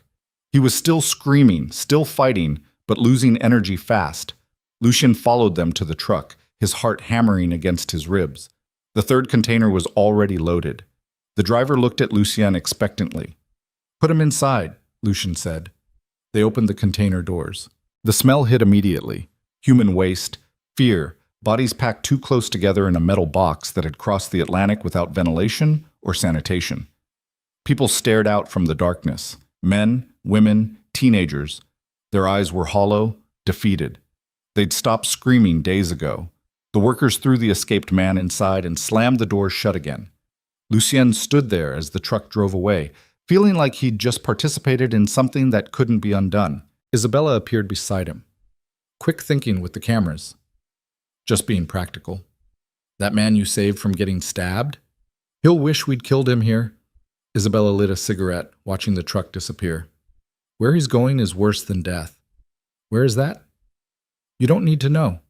She exhaled smoke. Your job tonight was moving containers. You did that. Well enough that my father wants to talk to you about permanent arrangements. When? Now. He's waiting at the processing facility. Lucien's stomach dropped. I thought I was just handling the pier transfer. That was your audition. This is the real job interview. Isabella gestured toward a black SUV. Get in. Every instinct screamed to run, to grab the burner phone and call David, to abort the entire operation before he got buried so deep he'd never surface. But running meant exposing himself, meant losing the only protection keeping him alive, meant never seeing Marcus. Lucian climbed into the SUV. They drove for 40 minutes, leaving the harbor district and heading into industrial wasteland on the city's edge. Abandoned factories, vacant lots, the kind of place where screams wouldn't attract attention. The SUV pulled up to a warehouse that looked condemned from the outside. Broken windows, graffiti-covered walls, no visible security, but inside was a different world. The space had been converted into a processing center. Medical stations, registration desks, holding cells. Everything needed to evaluate, categorize, and distribute human cargo. And in the center of it all, supervising the operation with casual cruelty, stood Antonio Delgado. He looked up when Lucian entered. "Ah, our newest recruit. Isabella tells me you handled the peer transfer smoothly. No major problems. I heard about the escapee. Quick thinking, avoiding bloodshed near the cameras." Delgado walked toward him, studying Lucian's face. "Tell me something honestly. How does this make you feel?" It was another test. Lucian could sense it. "Like business," he said carefully. "Uncomfortable business, but business nonetheless." "You're lying," Delgado smiled. "I can see it in your eyes. This disgusts you. No point denying it. I've done a lot of things. Extortion, violence, corruption, but I never trafficked people. Yet here you are. Here I am." Delgado gestured around the warehouse. "You know what separates successful criminals from failures? Willingness to cross lines others won't cross. Your wife's family understands that. They profit from my operations while pretending their hands are clean." "Why are you telling me this?" "Because I'm deciding whether to trust you or kill you." Delgado's voice remained pleasant. "Isabella thinks you're useful. Vincent thinks you're a liability. I'm undecided. What would convince you?" Delgado walked to one of the holding cells. Inside, the escaped man from the pier sat huddled against the wall, zip ties cutting into his wrist. "He caused problems tonight," Delgado said. "Delayed the operation, created risk. In my organization, problems get solved permanently." He pulled a pistol from his jacket and offered it to Lucian. "Solve this problem." The warehouse went silent. Lucian stared at the gun. This was the moment.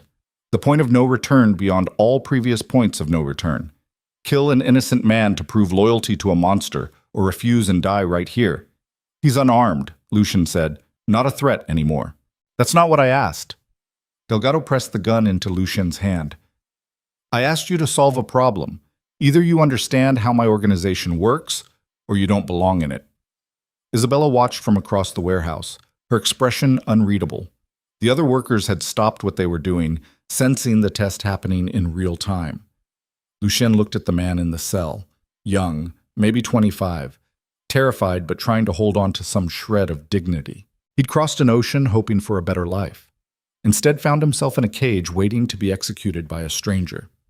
Lucian's hand closed around the pistol grip. His father's voice echoed in his memory. Real strength means protecting people who can't protect themselves. But his father was dead, had been dead for years, and his ideals had died with him in a world that rewarded predators and punished heroes. Lucian raised the gun. The man in the cell started praying in his language. Words Lucian didn't understand but recognized anyway, desperate pleas to forces that weren't listening. "Do it," Delgado said quietly. Lucian's finger moved to the trigger. His hands were steady now, no shaking, just cold calculation about survival and consequences and whether saving one stranger was worth sacrificing his son's future. The gun felt like it weighed nothing, and everything. He turned the barrel toward Delgado's face. The warehouse exploded into motion. Workers reached for weapons. Isabella shouted something. Delgado's expression shifted from amusement to genuine surprise. "You're making a mistake," Delgado said calmly. "Probably." Lucian's voice came out flat. "But I've made worse." He pulled the trigger. The hammer clicked on an empty chamber. Delgado laughed. "You think I'd hand you a loaded weapon before knowing if you'd actually use it?" He pulled his own pistol, this one very loaded, and pressed it against Lucian's forehead. "Congratulations. You failed the test." Lucien didn't move, didn't flinch, just stared at Delgado with something that felt like relief mixed with resignation. Killing me creates problems with the Varela family. The Varela family will understand that traitors get what they deserve. Delgado's finger tightened on the trigger. Any last words? Yeah. Lucien met his eyes. You're about to have a really bad night. Delgado frowned. What? The warehouse's main door exploded inward. Federal agents poured through the opening like a tidal wave, tactical gear and assault rifles, and voices screaming commands that overlapped into chaos.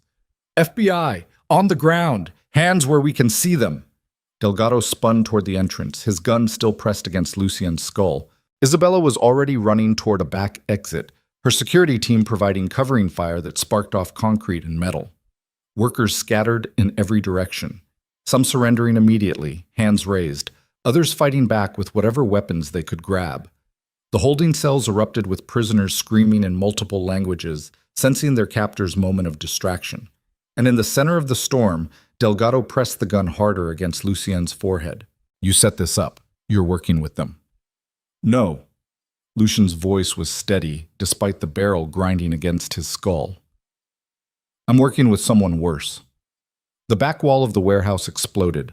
Not FBI, not police, Varela security forces, heavily armed and moving with military precision. They swept through the chaos like professionals, eliminating Delgado's guards with suppressed weapons and coordinated tactics. David Chen appeared through the smoke, flanked by operators in tactical gear. Mr. Delgado, David called out, lower your weapon. You're surrounded. By who? The Varela family? Delgado laughed bitterly. They've been profiting from my operations for years. They're not going to kill their cash flow. You're wrong. A new voice cut through the warehouse. Vivian stepped through the shattered back wall, pregnant and composed, wearing body armor over business clothes like it was the most natural thing in the world. Delgado's expression shifted to genuine shock. Mrs. Moretti, what are you doing here? Ending a liability. Vivian walked closer, surrounded by her security team. You threatened my family, Antonio. Used our infrastructure to move your product. And worst of all, you kept evidence of our involvement. Which means killing me releases that evidence. No. It means we already found your evidence cache and destroyed it. Vivian gestured to one of her security team members who held up a hard drive. Your insurance policy just became worthless. Delgado's face went pale. That's impossible. Nobody knew where… Lucien told us. Vivian's eyes moved to where her ex-husband stood with a gun against his head. He's been feeding us information since his first meeting with you. Every location, every operation, every dirty secret. The betrayal hit Delgado like a physical blow. He looked at Lucien with pure hatred. You've been working for her this entire time? Not the entire time. Lucien's voice was quiet. Just since she gave me a choice between helping her or dying alone. Delgado's finger tightened on the trigger. Then you'll die with me. No. Vivian raised her hand slightly. A single suppressed gunshot. Delgado's head snapped back, a precise hole appearing in his temple. He dropped like a puppet with cut strings. Lucien stumbled backward as the body collapsed, Delgado's pistol clattering across the concrete floor. The warehouse fell silent except for FBI agents securing prisoners and Varela security forces eliminating the last of Delgado's resistance. Vivian walked to Lucien, her expression unreadable. Are you hurt? He shook his head. How did you know when to move? You sent the signal when you turned the gun on Delgado instead of executing that prisoner. Vivian glanced at the holding cell where the young man still sat, now surrounded by federal agents offering water and medical attention. That's when I knew you'd remember who you used to be. I almost didn't. I know. That's why I was ready to burn this entire operation and extract you if you pulled that trigger. Vivian's hand moved to her pregnant belly. I needed to know if the man I married still existed, if he was worth saving. And? You're standing here instead of lying dead next to Delgado. That's your answer. Federal agents were leading prisoners out of the warehouse now, not the trafficked victims, but Delgado's workers and associates, building cases, gathering evidence. Isabella Delgado was dragged past in handcuffs, blood running from a wound on her shoulder. She looked at Lucien with pure venom. You destroyed everything my father built. Your father built it on slavery, Lucian said. It deserved to be destroyed. An FBI agent that Lucian suddenly recognized stepped forward. Sabrina. She wore a tactical vest over FBI gear, her beautiful face harder than he remembered. The woman who'd shared his bed and documented his crimes now looked at him like a stranger. "Mr. Moretti," she said formally, "we need your statement about tonight's operation. I'm not saying anything without a lawyer. You're not under arrest. You're a cooperating witness." Sabrina pulled out a folder. "Mrs. Moretti's attorneys worked out an immunity agreement in exchange for your testimony against the Delgado organization." Lucian looked at Vivian. "You planned this from the beginning." "I planned for multiple outcomes. This one happened to work in your favor." Vivian turned to David. "Get him somewhere safe. We'll debrief in the morning." "Wait." Lucian grabbed her arm gently. "The people in those containers, the victims, what happens to them?" "They'll be processed by federal authorities, given medical care, legal representation, and asylum claims." Vivian's expression softened slightly. "They're not going into Delgado's network. You saved them when you refused to let that operation proceed quietly." "I didn't call it in. You did. Because you sent enough information for us to act. Because you chose documentation over participation." Vivian pulled her arm free.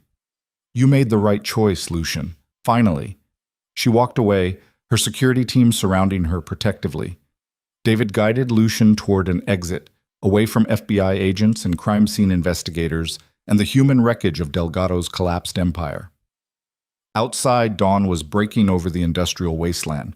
Lucian stood in the gray light, breathing air that tasted like smoke and salt water, and something that might have been freedom. "What now?" he asked. "Now you testify. Help federal prosecutors build cases against everyone in Delgado's network." David opened the door to a waiting sedan. "And then, if you're very lucky, Mrs. Moretti allows you to be part of your son's life." "She said that?" "She said you'd earned the chance to prove yourself further. That's not the same as guarantee." David's expression remained neutral. "You saved those people tonight, Lucien, but you also participated in their trafficking up to the moment you finally drew a line. That's not heroism. That's just choosing to stop being a monster slightly earlier than you could have." The words stung because they were true. Lucian had watched containers full of human beings get loaded onto trucks, had helped coordinate their transfer, had almost executed an unarmed prisoner to prove loyalty to a trafficker. The fact that he'd stopped short of the worst crimes didn't erase his participation in the ones that came before. "Get in the car," David said. "Long day ahead." Lucian climbed into the sedan, exhausted beyond anything sleep could fix. The driver pulled away from the warehouse as emergency vehicles arrived. Ambulances for the trafficked victims, coroner vans for Delgado's body, federal trucks to process evidence. Lucien's phone buzzed. Not the burner. His actual phone. A text from an unknown number. "You made the right choice. Maybe there's hope for you after all. V." He stared at that message for a long time. Hope. Such a small word for such an impossible concept. 6 months ago, he'd been a mafia boss commanding fear and respect, sleeping with a beautiful mistress in a penthouse he thought he owned, living a life of luxury built on lies. Now he was a federal witness who just helped dismantle a trafficking network while working for his ex-wife's family, hoping to earn supervised visits with a son who wasn't born yet. The fall from the top had been brutal. But somewhere in the wreckage, Lucien Moretti had found something he'd lost years ago. A line he wouldn't cross, a choice he wouldn't make, a piece of his father's teachings that ego and power hadn't completely destroyed. It wasn't redemption. Not yet. But it was a start. The sedan drove through morning traffic while Lucian watched the city wake up, coffee shops opening, people heading to work, normal lives proceeding without any knowledge of the warehouse battle that had just ended a trafficking empire. His phone buzzed again, this time a photo. Vivian in a hospital gown, looking exhausted but smiling slightly. And in her arms, wrapped in a blue blanket, a tiny face with features that looked impossibly familiar.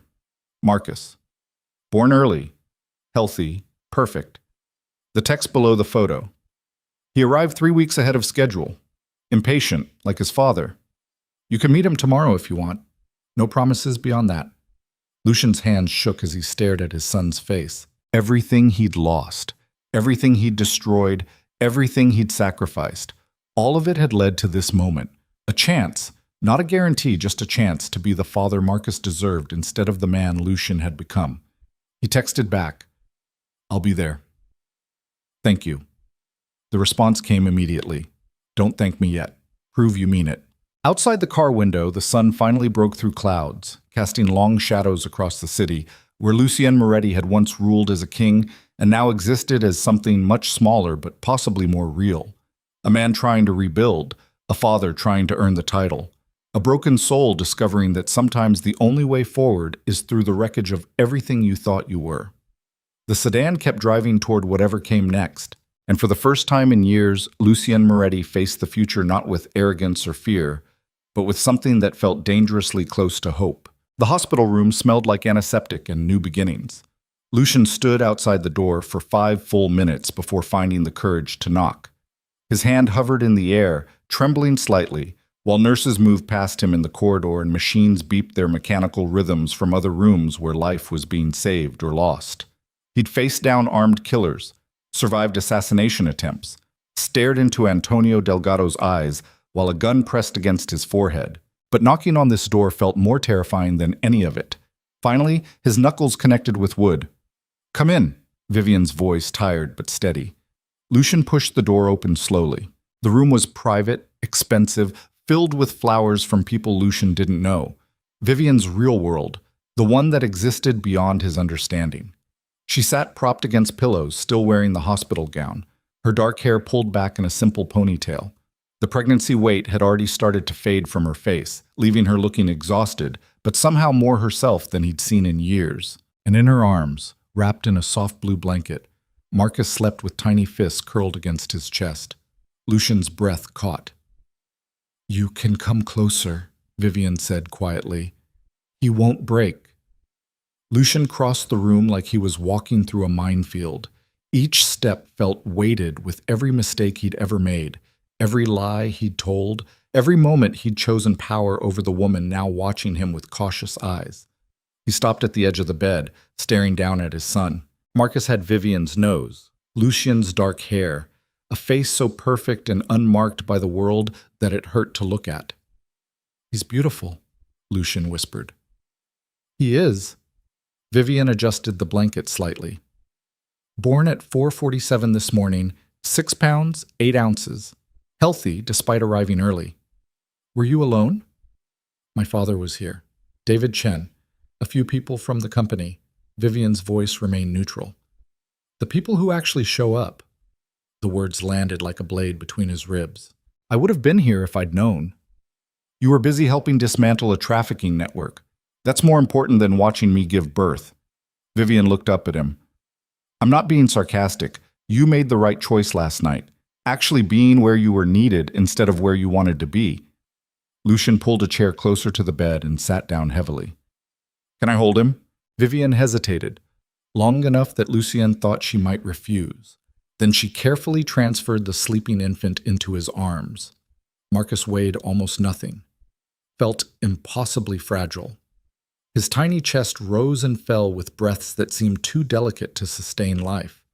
Lucian stared at his son and felt something crack open inside his chest, something that had been sealed shut for years under layers of ego and ambition and the corrosive poison of believing himself untouchable. "I don't know how to do this," he said quietly. "Nobody does. You just figure it out." Vivian watched him holding Marcus with an expression Lucian couldn't read. "The question is whether you'll actually be around to figure it out, or whether this is just another performance." "It's not a performance." "We'll see." Vivian leaned back against the pillows, wincing slightly. "The federal prosecutors want to meet with you tomorrow. They're building cases against 43 people connected to Delgado's network. Your testimony will be crucial. I'll tell them everything I know. You better. Because that immunity agreement has conditions. If you lie, if you withhold information, if you try to protect anyone involved in trafficking operations, the deal evaporates and you face charges for everything Sabrina documented, plus everything from last night." Lucien looked up from Marcus's sleeping face. "I'm not protecting anyone. That entire organization deserves to burn." "Good." Vivian's hand moved to her stomach, which was still swollen from pregnancy. There's something else you need to know. What? Vincent Calabrese is dead. The words hung in the air like smoke. What happened? Car accident, very tragic. His vehicle went off a bridge around 3 a.m. this morning. Vivian's tone suggested the accident had been anything but accidental. Federal investigators are looking into possible connections to the Delgado operation, but so far nothing conclusive. Lucien understood immediately. The Varela family had eliminated Vincent, tied up loose ends, made sure nobody who'd tried to have Lucien killed survived to cause future problems. Did you order that? He asked. I don't order anything. My father handles security matters. Vivian met his eyes. But I won't pretend to mourn Vincent. He tried to have you murdered. In my family, that's not something we forgive. Even though you hate me? I don't hate you, Lucien. Vivian's voice softened slightly. I hate what you became. But Marcus deserves to know his father if his father is willing to be someone worth knowing. Marcus stirred in Lucien's arms, making a small sound before settling back into sleep. I want to be that person, Lucien said. I just don't know if I can. Then you'll fail. And Marcus will grow up with a father who couldn't change when it mattered. Vivian's eyes glistened slightly. Or you'll succeed. And maybe in 10 or 15 years, he'll look back and see a man who fought to become better instead of staying broken. A nurse knocked and entered, checking monitors and making notes on a tablet. Visiting hours end in 20 minutes, she said kindly. Mom needs rest. Lucien carefully transferred Marcus back to Vivian's arms. The loss of that tiny weight felt like losing something irreplaceable. Can I come back tomorrow? He asked. After your federal deposition, David will arrange security transport. Vivian adjusted Marcus against her shoulder. And Lucien? Don't bring gifts. Don't try to buy your way into his life with expensive presents. Just show up, consistently. That's all I'm asking. I'll be here. We'll see. Lucien stood, looking down at his son one more time before forcing himself to walk toward the door. Lucien. He turned back. Vivian was watching him with an expression that carried traces of the woman he'd married 6 years ago, the one who'd loved him before power corrupted everything. Thank you, she said quietly, for not pulling that trigger last night, for choosing to be someone Marcus won't be ashamed to know. I almost didn't, but you did. That's what matters. Lucien left the hospital room, closing the door gently behind him. In the hallway, David Chen waited with 2 Varela security personnel. How'd it go? David asked. I held my son. Lucien's voice came out rough. That's more than I deserved. Probably. David gestured toward the elevator. We need to move. Federal prosecutors want you in protective custody until the depositions are complete. Too many people from Delgado's network still out there who might want revenge. They took the elevator down to an underground parking level where a convoy of black SUVs waited. Military-grade security for a man who'd once commanded his own empire and now existed under someone else's protection. The ride to the safe house took 40 minutes through traffic that felt surreal in its normalcy. People going to work, living ordinary lives. Not knowing that last night, a trafficking network had been destroyed and today, the survivors were giving testimony that would ripple through the criminal underworld for years. The safe house was a brownstone in a quiet neighborhood, expensive enough to blend in, secured enough to repel attacks. Armed guards at every entrance, surveillance cameras covering every angle. Inside, federal prosecutors had set up a conference room with recording equipment and stacks of files. Special Agent Sarah Mitchell, the lead prosecutor on the Delgado case, sat waiting with 2 colleagues and a court stenographer. Mr. Moretti, she gestured to a chair. Thank you for your cooperation. Lucien sat down across from her. Let's get this over with. We'll be here for several hours, possibly days. We need every detail about Delgado's operation, names, locations, distribution networks, financial structures, political connections. Mitchell opened a file. And we need to know everything about Sabrina Vale's undercover work with your former organization. That name still felt like swallowing glass. What do you want to know? Start at the beginning. When did you first meet Sabrina? Lucien took a breath and began talking.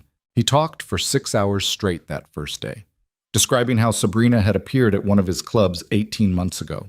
Beautiful, charming, seemingly fascinated by the dangerous world he inhabited. How she'd played the role perfectly, making him feel powerful and desired while documenting every illegal conversation, every financial transaction, every piece of evidence the FBI would later use to build their case. "Did you ever suspect she was law enforcement?" Mitchell asked. No. I had her background checked. Everything looked clean. That's because her cover was created by professionals. Full identity, financial history, social media presence going back years. Mitchell showed him files detailing the FBI's elaborate operation. They invested significant resources into building Sabrina's legend. Why me? I wasn't the biggest fish. You were connected to multiple criminal organizations. Dating you gave Agent Vale access to people the FBI had been trying to infiltrate for years. Mitchell pulled out surveillance photos showing Sabrina at various meetings, parties, and private gatherings where criminal business was discussed. She documented everything, built cases against 73 individuals across 6 different families. Lucien stared at photos of himself laughing with Sabrina, buying her gifts, introducing her to people who trusted him. Every moment had been a lie, every smile calculated, every kiss strategic. "Does she know about last night?" he asked. "About me working with the Varela family?" "Agent Vale was part of the tactical team that raided Delgado's warehouse. She's been debriefed on your role." Mitchell's expression remained neutral. "She requested that I tell you she holds no personal animosity. It was an assignment. Nothing more." "Nothing more?" Lucien laughed bitterly. "I gave her millions of dollars, told her things I never told anyone, planned a future that never existed. That's the nature of undercover work, Mr. Moretti. It's manipulation at the highest level." Mitchell closed that file and opened another. "Let's talk about Antonio Delgado." The deposition continued for 3 more days. Lucien described every meeting, every conversation, every detail of the trafficking operation he'd witnessed. The prosecutors built timelines, connected names to crimes, assembled evidence that would put dozens of people in federal prison for decades. And through it all, Lucien felt pieces of his old life dying. The man who'd been a Mafia boss, who'd commanded fear and respect, who'd believed himself untouchable. That man was gone, buried under testimony and evidence and the weight of consequences he could no longer avoid. On the 4th day, Mitchell finally closed her files. "That's everything we need for now. We'll likely call you to testify when the trials begin, but for now you're free to go." Free? Lucien almost laughed. "I'm a federal witness under Varela family protection. I'm not free, I'm just alive." "That's more than a lot of people in your former position can say." Mitchell stood, extending her hand. "For what it's worth, what you did at that warehouse, refusing to execute that prisoner, took courage. Not many people in your situation would have made that choice." Lucien shook her hand. "I almost didn't." "But you did. Remember that when you're questioning whether you can change?" David was waiting outside the conference room. "Done?" he asked. "For now." "Good. Mrs. Moretti wants to see you." They drove back to the hospital. Visiting hours were nearly over, but Varela Security had arranged special access. Vivian was sitting up in bed when Lucien entered, looking stronger than she had days earlier. Marcus slept in a bassinet beside her. "How'd the deposition go?" she asked. "Painful. Necessary." Lucien pulled the chair closer. "They have everything they need to dismantle what's left of Delgado's network. And you survived reliving all your mistakes. Impressive." Vivian gestured toward Marcus. "He's been asking for you." "He can't talk yet." "I know, but he gets fussy when it's just me, settles down when there's a deeper voice in the room." She smiled slightly. "Apparently he recognizes his father, even if his father is still figuring out how to be one." Lucien looked at his sleeping son. "Can I hold him?" "You don't have to ask permission every time. He's your son, too." Lucien carefully lifted Marcus from the bassinet. The infant stirred but didn't wake, settling against Lucien's chest like he belonged there. "There's something we need to discuss," Vivian said. "About the future." "I'm listening." "My father is offering you a legitimate position within Varela International. Not a cover story this time. Real work.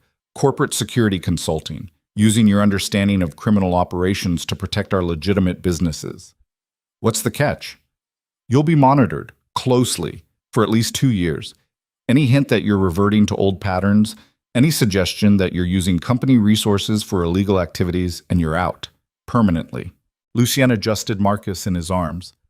And if I succeed, if I actually do the job properly, then maybe after those 2 years, we revisit custody arrangements. Maybe supervised visitation becomes real co-parenting. Maybe Marcus gets to know his father without guards standing in the room. What about us? Lucien asked quietly. Is there any chance? No?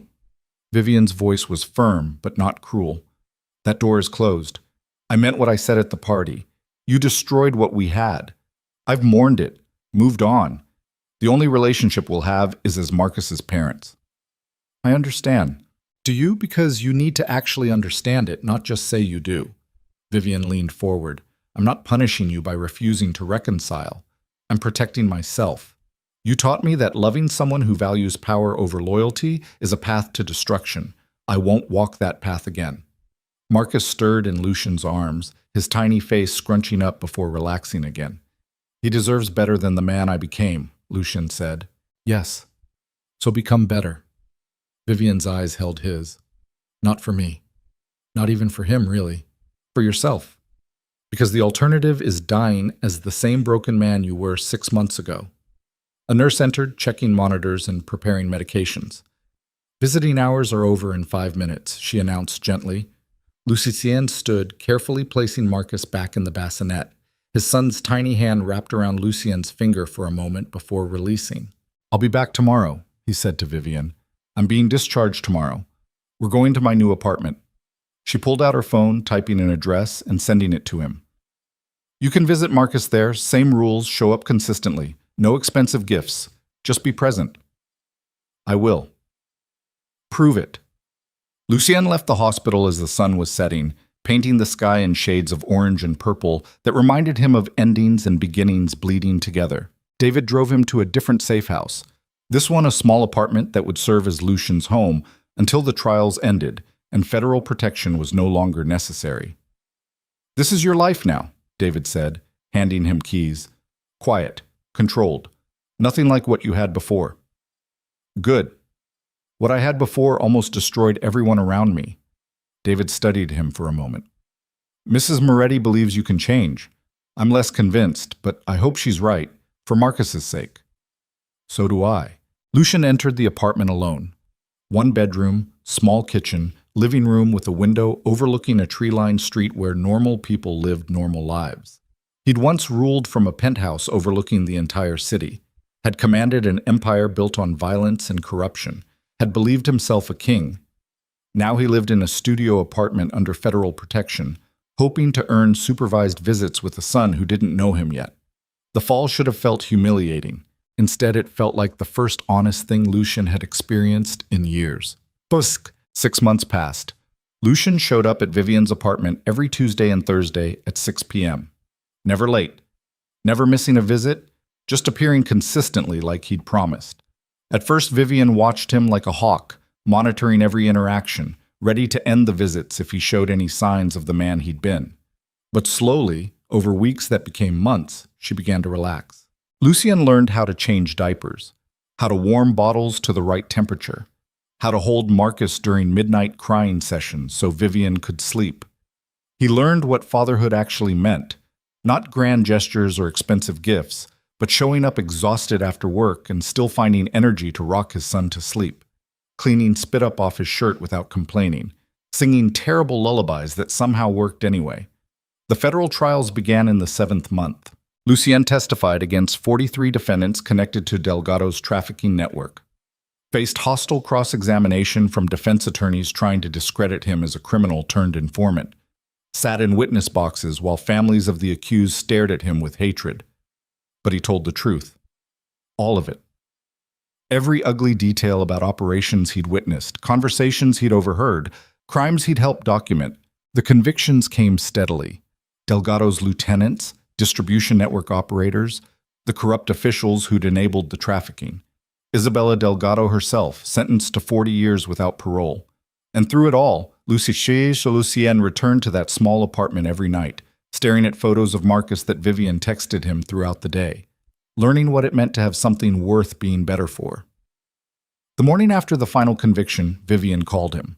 "Can you come over? We need to talk." Lucien's stomach dropped. Those words never meant anything good. He arrived at her apartment 20 minutes later, his mind racing through possibilities. Had he done something wrong? Violated some unspoken rule?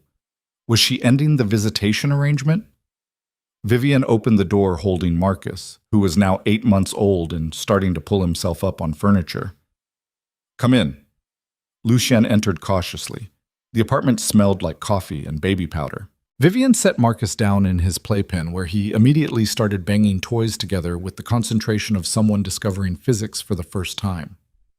"Sit," Vivian said. Lucien sat on the couch, his hands gripping his knees. Vivian handed him a folder. "What's this?" "New custody arrangement. My lawyers drew it up based on the past 6 months." Lucien opened the folder slowly. "Joint custody, 50-50 time split. Legal decision-making authority shared equally." He stared at the documents like they might disappear. "You're serious? You've shown up every single week, learned how to be a father, testified against some of the most dangerous people in the city despite the risks." Vivian sat down across from him. "You've proven you can change. That deserves to be rewarded." "I don't know what to say." "Say you'll keep showing up, keep being the man Marcus deserves instead of the man you were." "I will. I promise." "Don't promise. Just do it." Vivian's expression softened slightly. "You're a good father, Lucien. I never thought I'd say that 6 months ago, but it's true. Marcus lights up when you walk in the room. He trusts you. That's not something you can fake."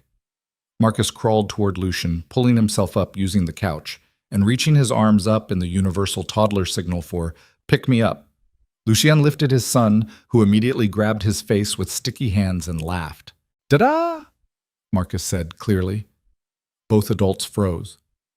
"Did he just—" Lucien's voice cracked. "First word."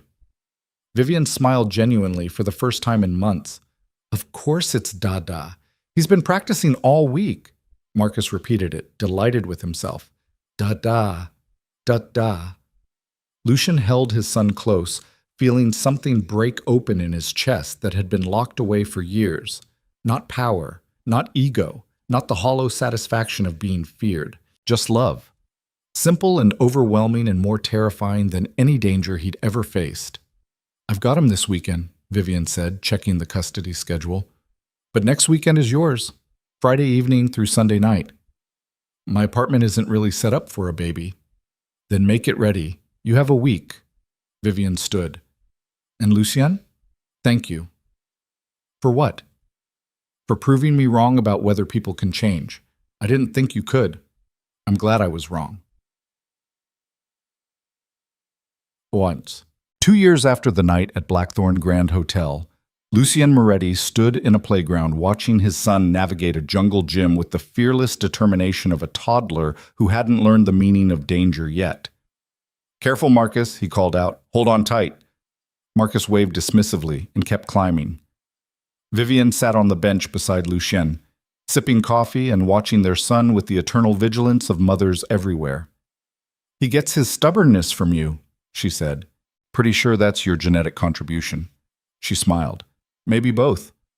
They sat in comfortable silence while Marcus played with other children whose parents probably had normal jobs and normal lives and had never dismantled trafficking networks or testified in federal court. "How's work?" Vivian asked. "Busy. Your father has me consulting on security for the new hotel development in Miami. Apparently there are some local organizations trying to muscle in on the construction contracts. Can you handle it without reverting to old methods?" "I haven't broken anyone's legs in 2 years. I think I've earned some trust." Vivian laughed, actually laughed. "Fair point." Marcus ran over, demanding to be pushed on the swings. Lucien stood, following his son to the swing set and lifting him into the seat. "Higher," Marcus demanded. "You're already pretty high, buddy." "Higher." Lucien pushed the swing gently, watching Marcus laugh with pure joy at the simple pleasure of movement and wind and his father's attention. This was his life now. Playground visits, bedtime stories, negotiating with a toddler about vegetable consumption, corporate security consulting that paid well but carried none of the dangerous glamour of his former existence. It should have felt small, diminished, like settling for less. Instead, it felt like the first real thing Lucien had built that actually belonged to him. Not borrowed power from Vivian's family, not an empire constructed on violence and corruption, just a relationship with his son, earned through consistency and showing up and choosing to be better instead of staying broken. "Daddy, watch this." Marcus tried to jump off the swing mid-motion. Lucien caught him before he could injure himself. "What did we say about jumping from high places?" Don't do it unless Mama's watching. Don't do it at all. Marcus giggled and ran toward the slide. Vivian joined Lucien near the swing set. "He's going to give us both gray hair before kindergarten." "Probably." Lucien watched Marcus climb the slide ladder. "Can I ask you something?" "What?" "Do you ever regret it? Exposing me at that party? Destroying my empire?" Vivian considered the question seriously. "No. You needed to be destroyed. The man you'd become was poisonous to yourself, to me, to everyone around you." "What about now, the man I am now?" She looked at him for a long moment. "The man you are now is someone I can trust with our son. Someone who shows up. Someone who chose to change instead of dying as the same broken person you were."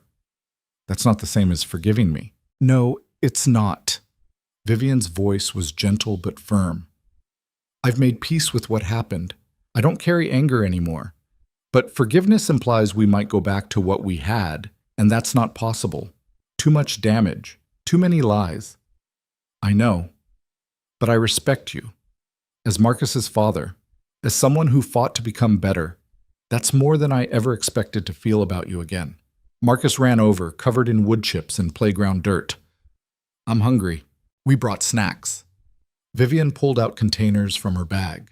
They sat on the bench while Marcus demolished apple slices and crackers with the efficiency of someone who'd just burned thousands of toddler calories. "Dad, are you coming to my birthday party?" Marcus asked through a mouthful of food. "Wouldn't miss it. It's at Mama's house, with cake and balloons and presents." "I know, I helped plan it." Marcus looked satisfied with this answer and returned to demolishing his snacks. Vivian glanced at Lucien. "Thank you for that, by the way. Co-planning instead of trying to outdo each other with gifts. I learned my lesson about trying to buy affection." The afternoon sun painted everything in golden light, while other families played around them, creating a scene of normalcy that Lucien had never imagined for himself. His phone buzzed. A text from David Chen. "Need to talk about the Miami situation. Some complications." "Work?" Vivian asked. "Always is." Lucien stood, ruffling Marcus's hair. "I have to go handle some business. I'll pick you up Friday. Okay, buddy?" "Okay." "We're watching dinosaur movie?" "Whichever one you want." Marcus hugged his legs. "Love you, Daddy." Those 3 words hit harder than any punch Lucien had ever taken. "Love you too, Marcus." Vivian walked him to the parking lot, while Marcus played within eyesight. "He really does love you," she said quietly. "I see it in how he lights up when you arrive. How he talks about you all week. I'm terrified of disappointing him." "Good. That fear will keep you honest." Vivian's hand rested briefly on his arm. "You're doing well, Lucien. Keep doing it." Lucien drove to Varela Tower, where David was waiting in one of the conference rooms with files spread across the table. "What's the complication?" Lucien asked. "The organization trying to muscle in on the Miami project? They're connected to remnants of Delgado's network, people who went underground after the trials." Lucien felt ice in his veins. "They know I testified?" "They know. And they're using the construction project as leverage to get revenge." David showed him surveillance photos. 2 attempts to sabotage the site already. They're sending a message. "What does Dominic want me to do?" "Handle it, but cleanly. No bodies. No violence that creates more problems." David's expression was serious. "You know how these people think? Figure out what they actually want and negotiate a solution that doesn't involve bloodshed." This was the test. The moment where Lucien could revert to old methods, violence and intimidation, or prove he'd actually changed. "I'll need access to financial records for the project and information about who's actually running what's left of Delgado's network." David handed him a secure tablet. "Everything's here, encrypted, eyes only." Lucien spent the next week analyzing the situation like a chess game instead of a war, identifying the key players, understanding their actual leverage, finding pressure points that didn't involve breaking bones, The leader of the remnant organization was a man named Carlos Vega, one of Delgado's former lieutenants who'd avoided prosecution by disappearing before the raids. He'd rebuilt a smaller operation and was using the Miami project to prove he could still hurt the Varela family. Lucien arranged a meeting. Neutral territory, no weapons, just conversation. They met in a cafe in Miami, both men flanked by security teams that stayed outside. Carlos studied Lucien with undisguised hatred. "You destroyed everything Antonio built." "I testified against a trafficking network. That's not the same thing." "You betrayed us to save yourself." "I made a choice. Work with the Varela family or die. I chose survival." Lucien leaned forward. "Same choice you made when you disappeared instead of going down with Delgado." Carlos's jaw tightened. "What do you want?" "To understand what you actually want. You're sabotaging a construction project. Why? Revenge? Money? Territory?" "All of it." "Be specific." Carlos pulled out his own tablet, showing financial projections. Delgado's network had revenue streams through 6 states. The Varela family absorbed most of those operations after the trials. "I want compensation for what was taken." "You want payment for lost trafficking revenue?" Lucien almost laughed. "That's insane." "Then I keep sabotaging your projects. Keep hitting Varela interests until the damage costs more than just paying me off." Lucien studied the numbers. Carlos was right about one thing. Continued sabotage would cost more than a settlement. But paying off someone connected to trafficking went against everything Lucien had spent 2 years building. "Counterproposal," Lucien said. "The Varela family offers you legitimate consulting work, security operations, construction oversight, legal work that pays well and doesn't involve trafficking." Carlos laughed. "You want me to go straight?" "I want you to survive. Federal prosecutors are still building cases. You think you're hidden, but they know where you are. They're just waiting for you to make a move that gives them cause to arrest you." That got Carlos's attention. "You're bluffing." Lucien pulled up files on his own tablet, federal surveillance reports on Carlos's movements, intercepted communications, evidence being assembled, all provided by David through channels Lucien didn't want to examine too closely. Carlos's face went pale. "How did you get this?" "The Varela family has resources you can't imagine. We could have you arrested tonight, but we're offering something better. A way out. Legal work. Protection from federal prosecution, a chance to rebuild without the danger." "Why would you offer that?" "Because I learned that breaking people creates more problems than solutions. And because Dominic Varela would rather turn enemies into assets than waste resources fighting wars that benefit nobody." Carlos sat back, processing the offer. "I'd be working for the family that destroyed Delgado." "You'd be working for yourself, building something that doesn't end with you in prison or dead." Lucien closed his tablet. "I'm giving you the same choice someone gave me 2 years ago. Take it or waste it. But decide fast because those federal prosecutors won't wait forever."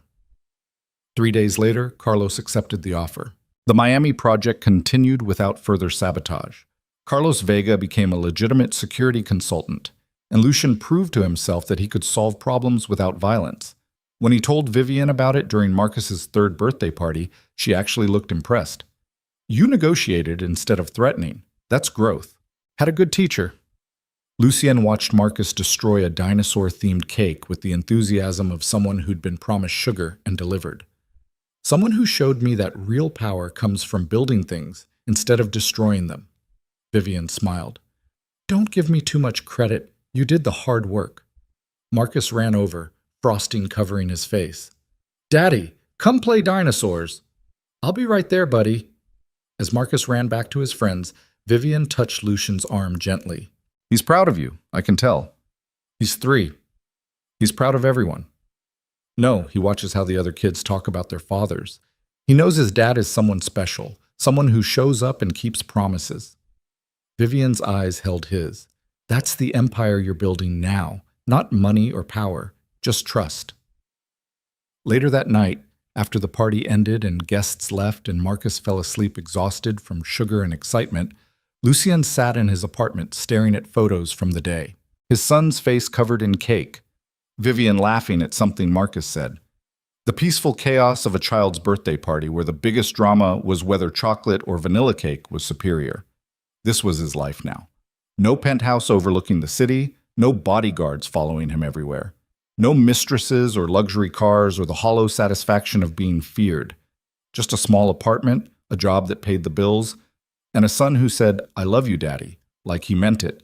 The man Lucien had been 6 years ago would have seen this as failure, as settling, as accepting a life too small for someone destined for greatness. But the man Lucien had become understood something his former self never could.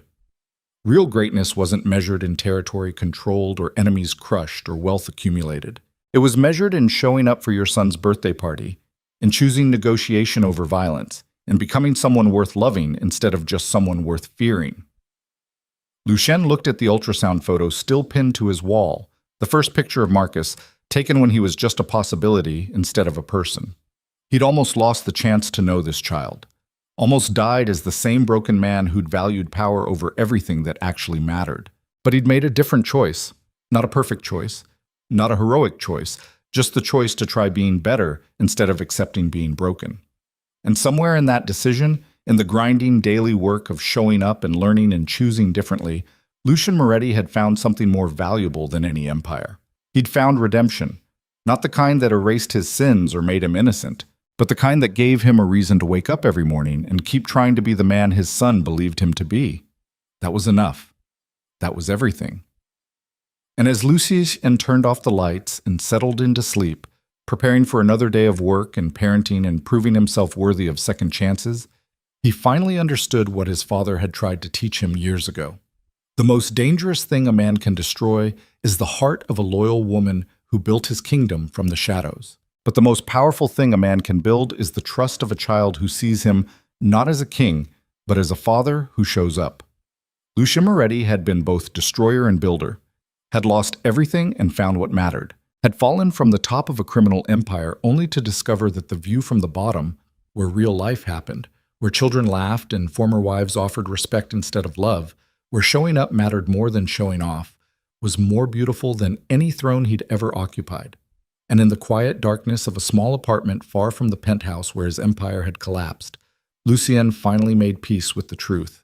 He would never be king again. But he might, if he kept showing up and choosing better, be someone worth knowing. That was the real empire, the only one that actually mattered, the only one he'd ever truly own.